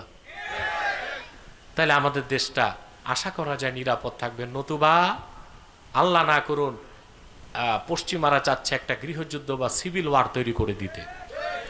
সেই জন্য আপনাদের কাছে আমার অনুরোধ, দেশ টিকে থাকলে সবাই ভালো থাকবেন। আর যদি দেশটাই আল্লাহ না করুন, যদি আপনার ওই মায়ানমারে গৃহযুদ্ধ লাগাইছে না, কারা লাগাইছে? পশ্চিমারাই। ওই রকম চক্রান্ত তো বাংলাদেশেও হতে পারে। আর একটা কথা আমি সবসময় বলি, বাংলাদেশের স্বাধীনতা ইসলামপন্থী যারা খাঁটি মুসলিম তাদের কাছেই নিরাপদ। কারণ সবাই পারচেজ হয়, মাথা বিক্রি করতে পারে। আল্লাহর কোরআন যাদের সিনায়, ওরা মাথা বিক্রিও করতে পারে না, মাথা নতও করতে পারে না। দেখলেন না তুরস্কে প্রেসিডেন্ট এরদোয়ান, সারা পশ্চিমা দুনিয়া তার বিরুদ্ধে এক হইল। অবশ্য আমি অত বড় রাজনীতিবিদ না, তবে আমার একটা ব্যাখ্যা দিয়েছিলাম আমি, যে সেই পাস করবে, আলহামদুলিল্লাহ। আর বাংলাদেশে যে মিডিয়াগুলো আছে, এগুলো তো আসলে শিক্ষিত কোনো সাংবাদিকই নাই। এগুলো হচ্ছে শিক্ষিত কোনো, এগুলো ইন্টারন্যাশনাল মিডিয়া দেখে ওইটার অনুসরণ করে। এখন মনে করেন যে অন্ধ, বুঝলেন, তার হাত ধরছে আরেক অন্ধ, এটা কি প্রপার ডেস্টিনেশনে যাবে না আগুনে পা দিবে? কথা বলেন, বিপদ হবে না? আমাদের দেশের যত মিডিয়া আছে, এগুলো কি 4-5 না 6-5 আমি জানি না। কেন বললাম, দুঃখে বললাম, গত মাসে দেখলাম একটা নিউজ দিছে, একটা সবচেয়ে পপুলার স্যাটেলাইট চ্যানেল বাংলাদেশের দিছে, এশিয়ার সবচেয়ে পরিচ্ছন্ন শহর রাজশাহী।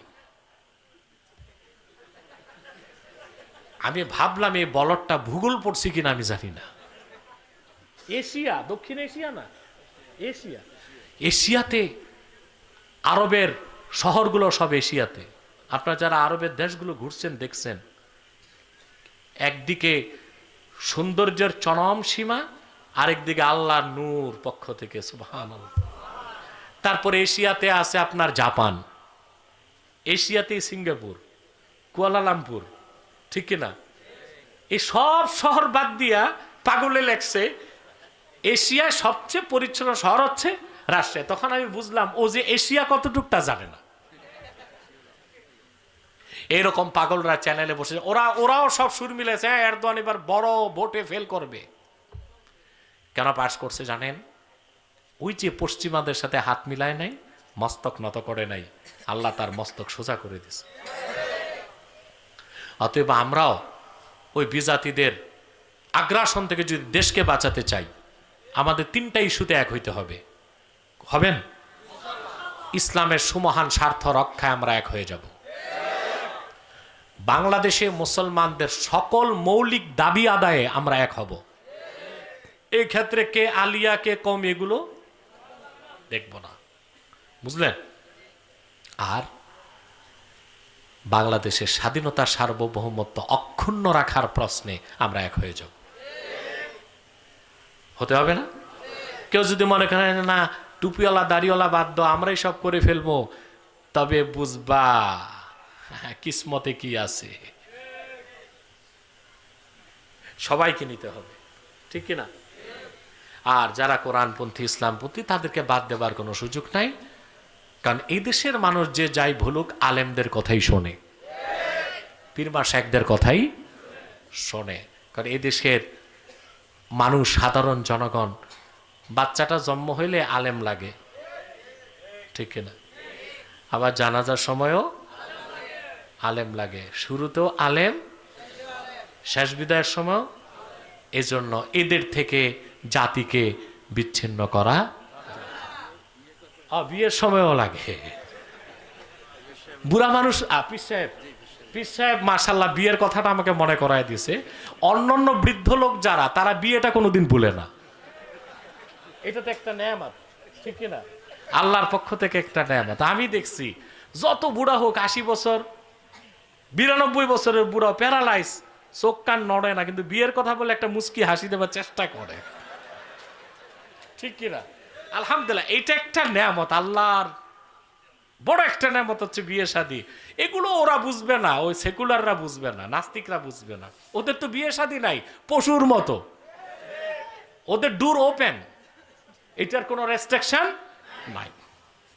এই তিনটা বিষয় আমরা এক হব সবাই। কিন্তু আমাদের এই তিনটি ইস্যুর বিরুদ্ধে কাজ করতেছে বাংলাদেশে তিনটি অমুসলিম সম্প্রদায়। তার মধ্যে সবচেয়ে জঘন্য হচ্ছে কুখ্যাত কাদিয়ানি সম্প্রদায়। ইসলাম ও মুসলমানের সবচেয়ে বড় শত্রু কাদিয়ানিরা। নিঃসন্দেহে তারা কাফের এবং অমুসলিম। তাদেরকে যারা কাফের বলবে না, তারাও কাফের। কারণ তারা আল্লাহর আখিরি নবী আমার নূর নবীজি মুহাম্মদ সাল্লাল্লাহু আলাইহি সাল্লামকে আল্লাহর শেষ নবী হিসেবে বিশ্বাস করে না। চিল্লায় বলেন নাউজুবিল্লাহ। সেজন্য তারা কি? তাদেরকে যারা কাফের বলবে না, তারা কি? তারা মানুষকে ধোঁকা দিতে মুসলমানদের মতো দাড়ি রাখে, টুপি লাগায়, নামও রাখে। তাই বলকি তারা মুসলমান হবে? আরে ভাই, দাড়ি রাখলেই কেউ যদি মুসলিম হতে পারত, তো রবীন্দ্রনাথ ঠাকুরের চেয়ে বড় মুসলমান কে হইত? সে কি মুসলিম ছিল না মুসলিম? টুপি লাগালে মুসলমান হওয়া যায়? দিল্লি পার্লামেন্টের ছবি দেখেন নাই? হিন্দু ঠাকুর এমপিরা সব টুপি লাগায় বসে আছে, মহাত্মা গান্ধীর অনুসারী। তো টুপি লাগালেও মুসলমান হওয়া, নাম রাখলে মুসলমান হওয়া যায়? এক শয়তান বোতলে পেশাব করে উপরে লেবেল দিছে শরবত। ওটা কি শরবত হবে? ভিতরে কি? তদ্রুপ কাদিয়ানিরা কাফের এবং অমুসলিম। আব্দুল আউয়াল, আব্দুল সামাদ, মোবাশ্বের আলী, কবির চৌধুরী, শাহরিয়ার কবিরা, নিঝুম মজুমদার, এসব নাম রাখার দ্বারা তারা মুসলমান হতে পারে না। আমার ভাইরা, আমার বন্ধুরা, আমার আল্লাহ ও নূর নবীজি আমার মুহাম্মদ সাল্লাল্লাহু আলাইহি সাল্লামের ইসলাম ও কোরআনের হাজার হাজার হাজার বছর পরে বর্তমান ভারতের কুখ্যাত পাঞ্জাবের কুখ্যাত গুরুদাসপুরের কুখ্যাত কাদিয়ানে ইংরেজ আমলে এক শয়তান নিজকে নবী দাবি করছে। চিল্লায় বলেন নাউজুবিল্লাহ। ওই শয়তান তার নাম রেখেছিল তার বাপ মির্জা গোলাম আহমদ কাদিয়ানি। সাবধান, তাকে গোলাম আহমদ বলা যাবে না, কারণ গোলাম আহমদ অর্থ আহমদ এর গোলাম। কোন কাফের কোনদিনও গোলাম আহমদ এর গোলাম হতে পারে না। আর কাদিয়ানের কাজ্জাব ছিল শেষ দরজার কুখ্যাত কাফের। সে গোলাম আহমদ এর গোলাম ছিল না, সে ছিল কুখ্যাত শয়তানের কুখ্যাত গোলাম। কাদিয়ানের কাজ্জাব, মিথ্যানবতের দাবিদার, ইংরেজদের পা চাটা গোলাম মির্জা গোলাম শয়তান কাদিয়ানির উপর 1908 সালে গজব এসেছে। যখন গজব এসেছে, কাদিয়ানের কাজ্জাব, মিথ্যানবতের দাবিদার মির্জা গোলাম শয়তান কাদিয়ানি 1908 সালে ধ্বংস হয়ে কুখ্যাত জাহান্নামের কুখ্যাত কুকুরে পরিণত হয়েছে। তার অনুসারীরাও ধ্বংস হয়েছে। বর্তমানে কিছু কাদিয়ানি বাংলাদেশে আছে। দুঃখ লাগে তারা কিছু কাদিয়ানি ঘাপটি মেরে বসে আছে সরকারি দলেও বিরোধী দলে, বিভিন্ন মন্ত্রণালয়ে ঘাপটি মেরে বসে আছে। ইতিমধ্যেই তারা বাংলাদেশে 100 সেন্টার করে ফেলেছে। কত? আপনাদের চট্টগ্রাম চকবাজারে একটা সেন্টার করছে, কক্সবাজারও কোথাও একটা সেন্টার করেছে তারা। এইভাবে নাউজুবিল্লাহ, ওদের মসজিদকে আহমদিয়া মসজিদ বলা যাবে না, কারণ তারা কাফের। আর কাদিয়ানীদের উপাসনালয়কে মসজিদও বলা যাবে না, ওটা হচ্ছে হিন্দু বৌদ্ধ খ্রিস্টানদের মতোই একটা শয়তানি উপাসনালয়। আপনাদের বাঁশখালীতে একটা আস্তানা গেড়ে ফেলেছে, চিটাঙ্গি। সারা দেশে আমাদের হিসেবে 100টির মতো সেন্টার করে ফেলেছে তারা। নাম পরিবর্তন করে করে মিথ্যা পরিচয় দেয়।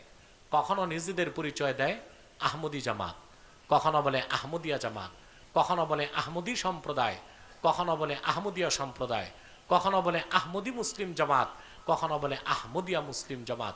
সাবধান, যত কাদিয়ানি ছিল আছে থাকবে, তারা কেউ আহমদি জামাত নয়, আহমদিয়া জামাত নয়, আহমদি সম্প্রদায় নয়, আহমদিয়া সম্প্রদায় নয়, আহমদি মুসলিম জামাত নয়, আহমদিয়া মুসলিম জামাত নয়, তারা শয়তানি জামাত, কুখ্যাত জাহান্নামের কুখ্যাত কুকুরের দল। আমাদের সকল দলের একটাই দাবি, অনতিবিলম্বে স্বাধীন বাংলায় শয়তান কাদিয়ানীদেরকে রাষ্ট্রীয়ভাবে অমুসলিম ঘোষণা করতেই হবে, করতেই হবে, করতেই হবে। এই দাবি আদায়ে যদি জানমাল দিতে হয়, কারা কারা প্রস্তুত আছেন হাত তুলে দেখা।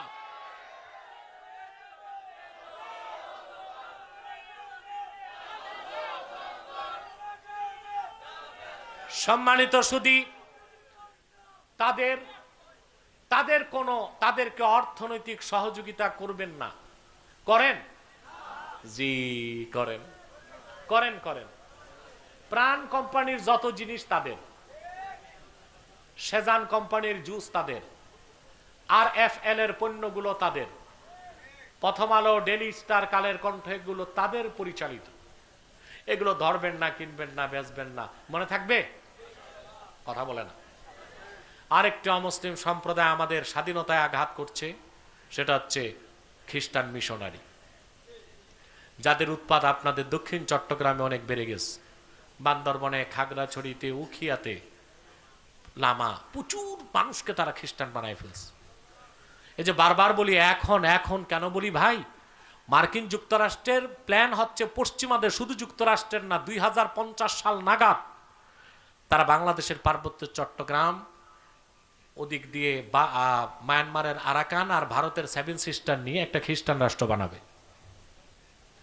আপনারা এইদিকে আপনাদের কোনো খেয়াল নাই, দৃষ্টি নাই। ভারতে কি হবে আর আরাকানে কি হবে ওইটা পরে চিন্তা করবো, আমাদের দেশকে তো টিকাতে হবে। তাহলে খ্রিস্টান মিশনারির বিরুদ্ধে আপনাদেরকে সজাগ ও সতর্ক থাকতে হবে। পারবেন না ইনশাল্লাহ? যখন এই ঢাকা থেকে আলেমরা আসবে, তাদেরকে একটু কানে দিবেন, যেন কথাগুলো বলে এবং মানুষকে সতর্ক করে দেয়। কিন্তু অনেক আলেমকে বললেও বলতে চায় না, ওই যে পিছু টান, ওই যে পাছে লোকে কিছু বলে, এই এক চিন্তা করে পাছে লোকে। তা আপনি ঢাকা থেকে কি করতে আসেন? এই 70,000 টাকা পারিশ্রমিক নিয়ে, তারপর আইসা কত ঢং, আমি পথ্য খাই, সবকিছু খাই না, আপনাকে ফুড মেনু ধরাই দিবে। এর আগে তো আপনি দাওয়াত করতে গেলে আপনাকে রসিদ দিবে 70,000, আগে তো 15,000, ঠিক না? তারপর মাহফিলে আসার একদিন আগে বিকাশ, মাহফিলের দিন সকালে রকেট, স্টেজে উঠার আগে পকেট।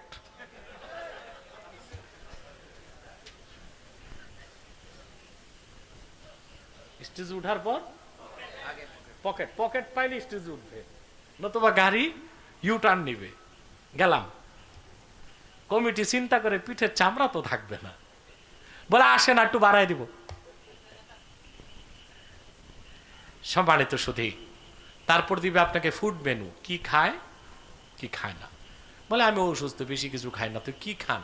কি একটু আপনার আতপ চালের ভাত, সোনা মুগের ডাল, দেশি মুরগির বাচ্চা, কবুতরের লোসা, বেলাই বিলের কই, আর একটু টক দই।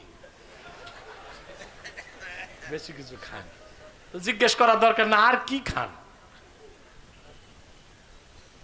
তেরা এসে ঘুরে যে আমার কথা নেক টাকা কন্টাক্ট করে ওয়াজ করা তাকওয়ার খেলাফ, এটা জায়েজ কিন্তু তাকওয়ার খেলাফ। এই জন্য সত্যিকার আলেম যারা দিনের দরদ আছে কখনো তারা জনগণের গলায় ছুরি রেখে কন্টাক্ট করে ওয়াজ করতে আসে না, উচিত না এটা, ঠিক না? তারপর আপনি যে পারিশ্রমিক নিয়ে আসলেন, এই জনপদে কোন ফেতনাটা বেশি সেই বিষয়টাকে সতর্ক করা উচিত না জনগণকে?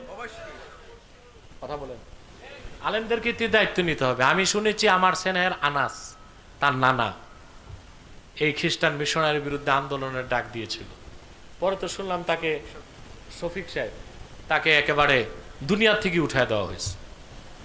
তো আলেমরা যদি সত্যিকার অর্থে হক কথাগুলো বলে, কয়জন আলেমকে হত্যা করবে? একের পর এক বলতে থাকলে তখন কিন্তু শত্রু নিরাশ হয়ে যাবে। তৃতীয় যে ফেরকার কথা না বললে না, এটা হচ্ছে হিজবুত তাওহীদ। এই হিজবুত তাওহীদের বেঈমানগুলো আর আহলে কোরআন দাবিদার বেঈমানগুলো, এগুলো হচ্ছে মাসতুতু ভাই, চোরে চোরে। ওই যে হিজবুত তাওহীদ ওদের বইয়ে তো আছে, ইসলাম বলে না, লেখছে ইসলাম, নামাজ না নমাজ, ইমাম না এমাম। ওরা কিভাবে নামাজ পড়ে দেখছেন আপনারা? একসাথে নারী পুরুষ মহিলা ক্ষতি করতেছে। এই আহলে কোরআন দাবিদার অমুসলিম গোষ্ঠী আর হিজবুত তাওহীদ দাবিদার অমুসলিম গোষ্ঠী, এগুলো সব হচ্ছে ইহুদি কর্তৃক প্যাট্রোনাইজ করা তাদেরকে, এবং তাদের উদ্দেশ্য একটাই, দ্বীন ইসলাম থেকে জাতিকে ধোঁকা দিয়ে দূরে সরিয়ে দেওয়া। হিজবুত তাওহীদকে শক্ত হাতে দমন করবেন, পারবেন তো ইনশাআল্লাহ? আল্লাহ কবুল করুক, মঞ্জুর করুক, বলুন আল্লাহুম্মা আমিন। আমি দোয়া করি সমিতির জন্য, সিরাত কমিটির জন্য, যারা মেহনত করেছে, কষ্ট করেছে। যুবকরা তো একেবারে মাহফিল করার ব্যাপারে শক্ত অবস্থান নিয়েছে, আলহামদুলিল্লাহ। তাদের মেহনতে, তাদের নিয়তে আল্লাহ খুশি হইয়া বৃষ্টি বাদল বন্ধ করে দিয়েছে। আমাকে খতিব সাহেব যখন নিয়ে আসছে কক্সবাজার থেকে, আমি দেখলাম রামু পার হওয়ার পরও বৃষ্টি আসার সময়। কি বলো না, ওটা রামুর পরে না? হ্যাঁ, বৃষ্টি হচ্ছে। হ্যাঁ, ঈদগাহে যে আমরা এশার নামাজ পড়লাম ওখানেও বৃষ্টি, কিন্তু আমার মন সাক্ষ্য দিচ্ছে ওখানে বৃষ্টি নাই। আলহামদুলিল্লাহ। তো যুবকদেরকে বলবো নিরাশ হয়েও না, দিনের কাজে মজবুত অবস্থান নিবা। আর যেগুলো সমাজের কিছু কিট আছে, কিট, এই চাইরানা পার্শ্বিক, এই চাইরানা আটানা, এগুলোরে গণবা না, এগুলোরে কখনো গণবা না। এগুলো হচ্ছে মানে ডিস্টার্ব। এগুলো কি? হ্যাঁ, ভাইরাস, ভাইরাস ডিস্টার্ব বলি, আমি ডিস্টার্ব বলি। এই ডিস্টার্ব গুলোর দিকে দেখবা না। কোরআন শরীফের মাহফিল হবে, বুক ভরা সাহস রাখবা। কে বাধা দিবে? যেই বাধা দেখ, তোমার পক্ষে আল্লাহর ফেরেশতারা দাঁড়ায় যাবে। আমি দোয়া করি তাদের জন্য, আল্লাহ ওদের হেদায়েত করুন, আল্লাহ ওদেরকে সহি সমঝ দান করুন। ও এজিদের দালালও কিছু আছে শুনছি, ওই যে কোনোটারই তো সারি নেই আমি বাংলাদেশে। এক পীর বলছিল না, এজিদ রাদিয়াল্লাহু আনহু, এটা একটা বলদ। এই বলদে বুঝে নাই কোন এজিদের প্রশংসা আসছে আসমাউর রিজাল, এটা বুঝে নাই। ওটা সাহেব বিন এজিদ, বুঝলেন? উনি বিশিষ্ট রাবি ছিলেন, বুখারী শরীফের রুয়াতদের মধ্যে তিনি ছিলেন। তিনি প্রতি রাতে 200 রাকাত নামাজ পড়তেন, রোজা রাখতেন, কিন্তু মুয়াবিয়ার ছেলে এজিদের কথা বলা হয় নাই। এজিদ নাম দেখে সে ভাবছে যে ওই এজিদ, কিন্তু ওইটা এজিদ বিন মুয়াবিয়া আর এটা সাহেব ইবনে এজিদ। পার্থক্য আছে না? পার্থক্য আছে, মানে দুইজন, দুই ব্যক্তি, দুই যুগ, দুই কাল, কিন্তু ওই এজিদ নাম দেখছে, সে ভাবছে ওই এজিদের কথাই বলা হয়েছে। সুস্পষ্ট ভাবে মনে রাখবেন, হযরত মুয়াবিয়া রাদিয়াল্লাহু তাআলা, ওনার ক্ষেত্রে আমাদের কোনো প্রশ্নই করা যাবে না। উনি জলিলুল কদর সাহাবী, কাতিবুল ওয়াহি। ওনার সাথে হযরত আলী রাদিয়াল্লাহু তাআলা আনহুর যে দ্বন্দ্ব হয়েছিল, এজন্য হযরত আলীও নির্দোষ, হযরত মুয়াবিয়াও নির্দোষ। এটাকে মুহাদ্দিসগণ বলেছেন মুশাজারাতুস সাহাবা। কি বলা হয়েছে? মুশাজারাতুস সাহাবা অর্থ কি জানেন? একই গাছের বাইরের বাতাসের কারণে ঠালে ঠালে যখন বাড়ি খায়, আপনারা ঠাল বলেন না ঠেল? ডেল। এই বৃক্ষ একটাই, ডেল অনেকগুলো না? ডেলে ডেলে বাড়ি খায় কখন? তার দায়ী কি ডেল গাছ না বাতাস? হযরত আলী রাদিয়াল্লাহু তাআলা আনহু হযরত মুয়াবিয়া রাদিয়াল্লাহু তাআলা আনহুর মধ্যে দ্বন্দ্বের সূচনা করেছিল আব্দুল্লাহ বিন সাবার সাবাই চক্র। তো দায়ী কারা? সাবাইরা না? তবে হ্যাঁ, ইজতিহাদে হযরত মুয়াবিয়া ভুল ছিল, হযরত আলী সঠিক ছিলেন, এতটুকু বলা যায়। কিন্তু ওনাকে গালমন্দ করা, সমালোচনা করা মুনাফিক ছাড়া আর কেউ হইতে, কাজ ছাড়া কারো কাজ হইতে পারে। তবে তবে তবে তার পুত্র ইয়াজিদ ছিল স্বৈরাচার। ইমাম আজম আবু হানিফা অনেক ইমামের মতে বড় দরজার ফাসেক। আর ইমাম আহমদ বিন হাম্বল, ইবনুল হুমাম, আরো 27 জন মুজতাহিদের মত আমি এক করেছি। আমিও মনে এটি এই আকীদাই পোষণ করি যে ইয়াজিদকে মুসলিম বলার সুযোগ নেই, সে কাফের ছিল। আমি তাকে কাফিরি মনে করি। তার কারণ হানাফিদের শ্রেষ্ঠ তাফসীরের কিতাব রুহুল মাআনি, এটা বৈরুত থেকে যেটা আসে, এটা 30 খণ্ড। কত খণ্ড? 25তম খণ্ডে 309 পৃষ্ঠায় ইমাম মাহমুদ আলুসি এজিদের ব্যাপারে 3 পৃষ্ঠা আলোচনা করছেন। করতে করতে করতে করতে এক জায়গায় এসে মাহমুদ আলুসি বলেন, আকুলু ইন্নাল খাবিসা লাম ইউসাদ্দিক বিরিসালাতিন নবী সাল্লাল্লাহু আলাইহি ওয়াসাল্লাম। মাহমুদ আলুসি বলেন, আমার দৃষ্টিতে ইয়াজিদ আল্লাহর রাসূলের রিসালাতকে বিশ্বাস করত না। তা তাকে কি মুসলিম বলার সুযোগ আছে? সে ইয়াজিদের দালালি যারা করে তাদের দ্বারা কখনো বাংলাদেশে খেলাফত কিংবা ইসলামী হুকুমত কায়েম হবে না। তারা জাতীয় মুনাফিক। অসংখ্য আলেম আজকে জুলুমের শিকার তাদের ইন্ধনের কারণে। গোটা জাতিকে উচিত তাদেরকে বর্জন করা। সময় আসতেছে, জাতি বুঝতেছে এবং চোখ খুলতেছে, তাদের থেকে সাবধান থাকবেন। পারবেন তো ইনশাআল্লাহ? আল্লাহ কবুল করুক, মঞ্জুর করুক। আমাদের সভাপতি কোথায়? আলহামদুলিল্লাহ। আমরা কি মুনাজাতে চলে যাব? ও একটু সালাত সালাত। জি জি। প্রশ্ন কেন আজকে? ও আচ্ছা আচ্ছা আচ্ছা আচ্ছা। এই কি নাম, এই যে বাংলা অক্ষরগুলো লিখছে এগুলো তো পড়তে আবার প্রফেসর দাওয়াত করতে হবে। কি লিখছে? চকরিয়া পৌরসভার মেয়র আলমগীর চৌধুরীর শ্বশুর কাজীর বাজার পাড়ার কৃতি সন্তান এবং চকরিয়া কোরক বিদ্যাপীঠের প্রতিষ্ঠাতা প্রধান শিক্ষক বীর মুক্তিযোদ্ধা মরহুম নুরুল কবির, ওনার আত্মার মাগফিরাত কামনা করা হয়েছে। আমরা দোয়া করবো ইনশাআল্লাহ। কাজীর পাড়া যুব কল্যাণ সিরাত কমিটির সকল সদস্যের জন্য দোয়া করব। বিশেষ করে আমি খুব আনন্দ লাগলো আমাদের মেয়র সাহেবকে দেখে, আলমগীর চৌধুরী, যিনি পুরো সময়টা আমাদেরকে দিচ্ছেন। আলহামদুলিল্লাহ। এখন তো আমরা দেখি মেয়র হইলে, এমপি হইলে আইসা 10 মিনিটে তৈরি করা মাঠে বক্তব্য দিয়া বোট কয়খান তৈরি করে ভাগে। কিন্তু ব্যতিক্রম পেলাম আমাদের মেয়র সাহেবকে, যিনি পুরো সময়টা দিলেন। আবার এখানে আরো অনেক গণ্যমান্য ব্যক্তিরা আছেন, কাউন্সিলর আছেন। কাউন্সিলর সাহেবের নাম এম নুরুশ শফিক, উনিও আলহামদুলিল্লাহ পুরো সময়টা দিচ্ছেন। এখন তারা দোয়া না চাইলে আমার মন থেকে দোয়া চলে আসে।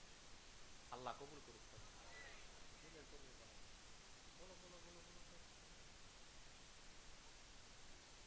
কোন মুসলিম মজলিসে হিন্দু, মুসলমান ও খ্রিস্টান বিভিন্ন ধর্মের মানুষজন রয়েছে, এদের মধ্যে আমি সালাম দিব কিভাবে?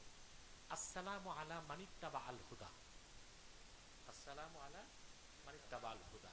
তাহলে আপনার সালামটা শুধু মুসলিমদের জন্য হবে, অমুসলিমরা অটোমেটিক বাদ যাবে। বুঝলেন নাই? ওই যে বাহাসে যখন আসছে আহলে কোরআন দাবিদার ইহুদিটা, তখন আমি ঢুকেই সালামটা দিছি আসসালামু আলা মানিত্তাবা আল হুদা। তখনই ওর খবর হয়ে গেছে যে রেজাল্ট আজকে কোন দিক যাবে।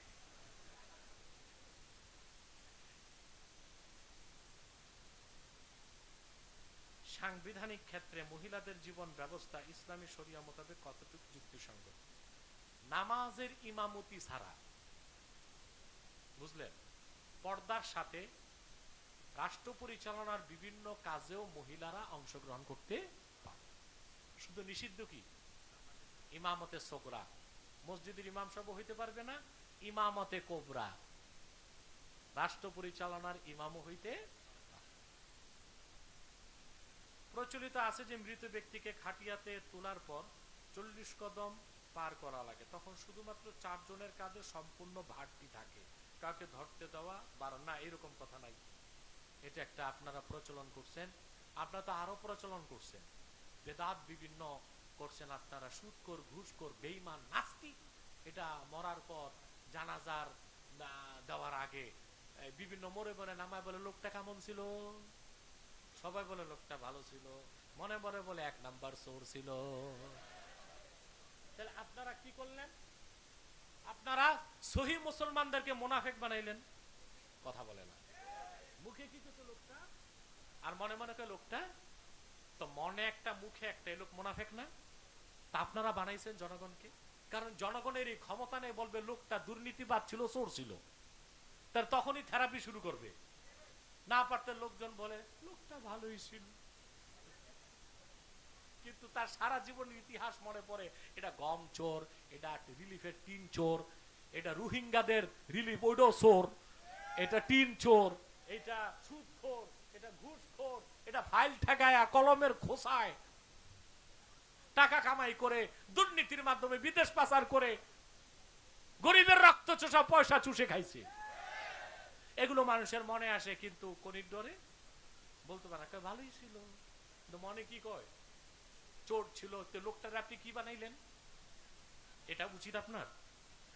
ভালো লোক হইলে জিজ্ঞেস করবেন লোকটা কেমন ছিল, আর যদি খারাপ লোক হয় জিজ্ঞাজিজ্ঞি নাই, চুপে চুপে আস্তে করে নিয়ে যাবেন, তার জন্য দোয়া করবেন, আল্লাহ তাকে মাফ করে দেবে। আসুন আমরা একটু সালাত সালাম পরে দোয়া করব, মহব্বতে সাল্লাল্লাহু আলা সাল্লাল্লাহু আলাইহি ওয়াসাল্লাম, সাল্লাল্লাহু আলা মুহাম্মাদ, সাল্লাল্লাহু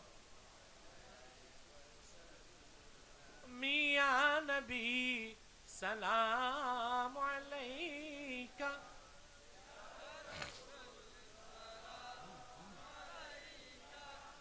ইয়া হাবিব, সালাম আলাইকা, সালাওয়াতুল্লাহ,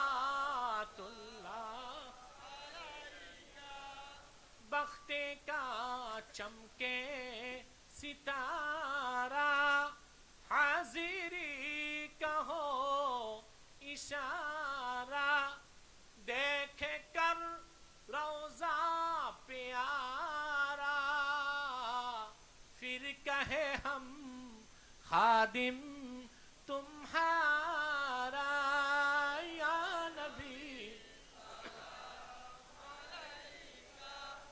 या रसूल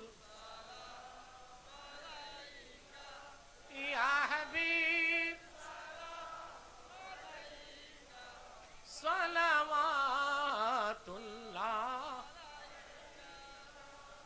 मुहम्मदुन रसूलुल्लाह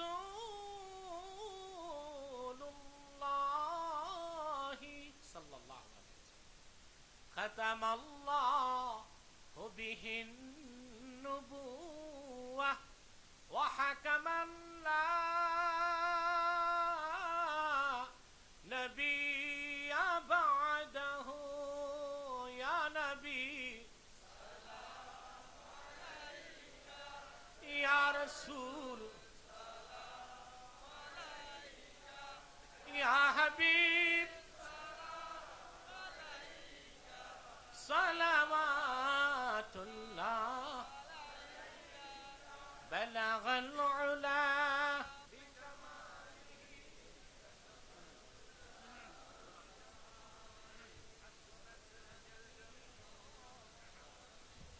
तो डाने आना बाबा, बलगल उला बिकमालिही,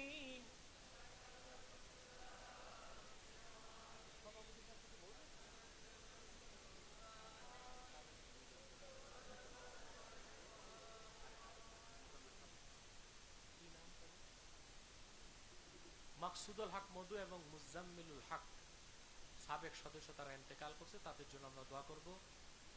2 কমিশনার, সাবেক ওয়ার্ড কমিশনার, তাদের জন্য আমরা দোয়া করব।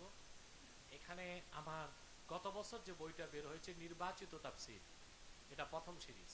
আলহামদুলিল্লাহ, আমি দেখেছি আল্লাহ তাআলা কবুল করেছেন কিতাবটি। এই দেশের অনেক আলেম কিতাবটি পড়ে রিভিউ দিয়েছে। এখানে প্রথম সিরিজে পুরা প্রথম সিরিজটা শুধু সূরা ফাতিহার তাফসীর। আমাদের প্রত্যেকের উচিত এক এক কপি নিয়ে যাওয়া, মুনাজাতের পর ডান পাশ থেকে নিতে পারবেন। আমি আমার পক্ষ থেকে মেয়র সাহেবকে হাদিয়া করলাম। আসুন আমরা দোয়া করি, 11 বার ইস্তেগফার করি, সূরা ইখলাস করি 3 বার, সূরা ফাতিহা পড়ি।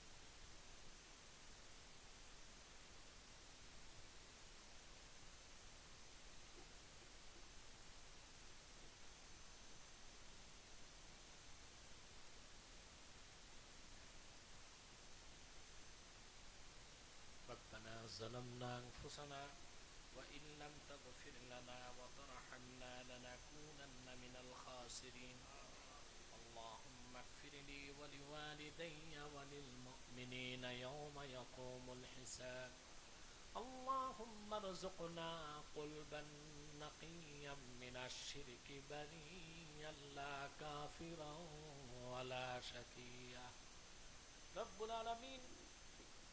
কাজিরপাড়া যুব কল্যাণ সিরাত কমিটির উদ্যোগে আয়োজিত 24তম ঐতিহাসিক সিরাতুন নবী সাল্লাল্লাহু আলাইহি ওয়াসাল্লাম মাহফিলে বৃষ্টি বাদল ঝড় তুফানের দিনও তোমার অসংখ্য বান্দাকে নিয়ে হাত তুলেছি। যারা প্যান্ডেলে জায়গা পায় নাই, অনেক মানুষ সড়কে বসে আছে, কেউ দাঁড়িয়ে আছে, পর্দার আড়ালের মা বোন আছেন। এতগুলো মানুষের মধ্যে যার দুটো হাত তোমার ভালো লাগে আল্লাহ, তার দুটো হাতের বিনিময়ে আমাদের জিন্দেগির সব গুনাহ তুমি মাফ করে দাও। আল্লাহ তাআলা রব্বুল আলামিন, হৃদয়ের গভীর থেকে দোয়া করি আল্লাহ, তোমার আখিরি নবী, নবীগণের মাথার তাজ নূর নবীজি আমার মুহাম্মদ সাল্লাল্লাহু আলাইহি ওয়াসাল্লাম আজ থেকে ১৩,০০০ বছর আগে দুনিয়ার থেকে বিদায় নিয়েছেন। হায়াতুন নবী হিসেবে জান্নাতুল ফেরদৌস রওজা মুবারকে বিশ্রাম নিয়েছেন। আল্লাহ, জীবনে একবার তোমার আখিরি নবী নূর নবীজি আমার মুহাম্মদ সাল্লাল্লাহু আলাইহি ওয়াসাল্লামের জান্নাতুল ফেরদৌস রওজা মুবারকে উপস্থিত হয়ে গো আল্লাহ, তোমার হাবিবের নূরের কদমে দরুদ ও সালামের হাদিয়া দেবার আগে আল্লাহ তুমি ডাক দিও না। রব্বুল আলামিন আল্লাহ তাআলা, হৃদয়ের গভীর থেকে দোয়া করি আল্লাহ, একবার বা একাধিকবার যারা সোনার মদিনায় নূরের মদিনায় যেতে পেরেছি, জীবনে বারবার যাওয়ার জন্য তাদের কপালটা তুমি খুলে দাও। রব্বুল আলামিন, হৃদয়ের গভীর থেকে দোয়া করি আল্লাহ, তোমার আখিরি নবী নূর নবীজি আমার মুহাম্মদ সাল্লাল্লাহু আলাইহি ওয়াসাল্লামের নূরের চেহারা মোবারক স্বপ্নে একবার দেখে গো আল্লাহ, জান্নাত ওয়াজিব হবার আগে তুমি ডাক দিও না। একবার বা একাধিকবার যারা তোমার আখিরি নবী নূর নবীজি আমার মুহাম্মদ সাল্লাল্লাহু আলাইহি ওয়াসাল্লামের নূরের চেহারা মোবারক স্বপ্নে দেখার সৌভাগ্য লাভ করেছে আল্লাহ, জীবনে বারবার দেখার জন্য তাদের কপালটা তুমি জান্নাতি কপাল বানায় দাও। রব্বুল আলামিন, তোমার যুবক বান্দাদের মেহনত আর নিয়তের কারণে বৃষ্টি বাদল টোটাল বন্ধ করে দিয়েছো। আশেপাশে সব জায়গায় বৃষ্টি চললো, কিন্তু মাহফিলটি করার জন্য এত বড় মেহেরবানি যখন করলা, আমাদের বিশ্বাস আল্লাহ আজকে তোমার কোরআনের ইজ্জতে আমাদের গুনাহও মাফ করে দিবা। আল্লাহ তাআলা গুনার বোঝা কাঁধে করে হাত তুলেছি মাবুদ, জেনে আর না জেনে জীবনে যত গুনার কাজ করেছি সব তুমি মাফ করে দাও। আল্লাহ তাআলা এত গুনাহ করেছি, তোমার দরবারে হাত তোলার সাহস পাই না, কিন্তু মালিক মনে পড়ে যখন তুমি রহমান ও রহিম, আর আমরা তোমার আখিরি নবী রাহমাতুল লিল আলামিন সাল্লাল্লাহু আলাইহি সাল্লামের উম্মত, আশায় আমাদের বুক খানা ভরে যায়। বুক ভরা পানি আর বুক ভরা দরদার চক্ষু ভরা পানি নিয়ে হাত তুললাম আল্লাহ। আমি সহ যত মানুষ হাত তুলেছে, পুরুষ আর নারী, জিন্দেগীর সব গুনাহগুলো মাফ করে দাও।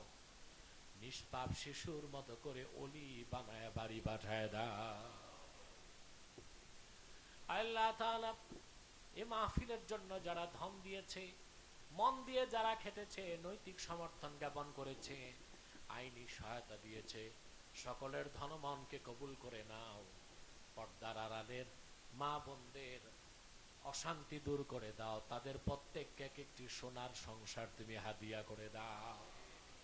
রব্বুল আলামিন, হৃদয়ের গভীর থেকে দোয়া করি আল্লাহ আমাদের মনের আশাগুলো পূরণ করে নাও। ভাইরা আমার, একটি মিনিট সময় ছেড়ে দিলাম, চক্ষুটা বন্ধ করুন, দিলটা নরম করুন, মাথাটা নত করুন। আল্লাহর আখিরি নবী নূর নবীজি আমার মুহাম্মদ সাল্লাল্লাহু আলাইহি ওয়াসাল্লামের ওসিলা ধরে আল্লাহর কাছে চান, যা চাইবেন তাই কবুল হয়ে যাবে। যদি পারো রে ভাইরা, 2 ফোঁটা চোখের পানি সদকা করে দিই।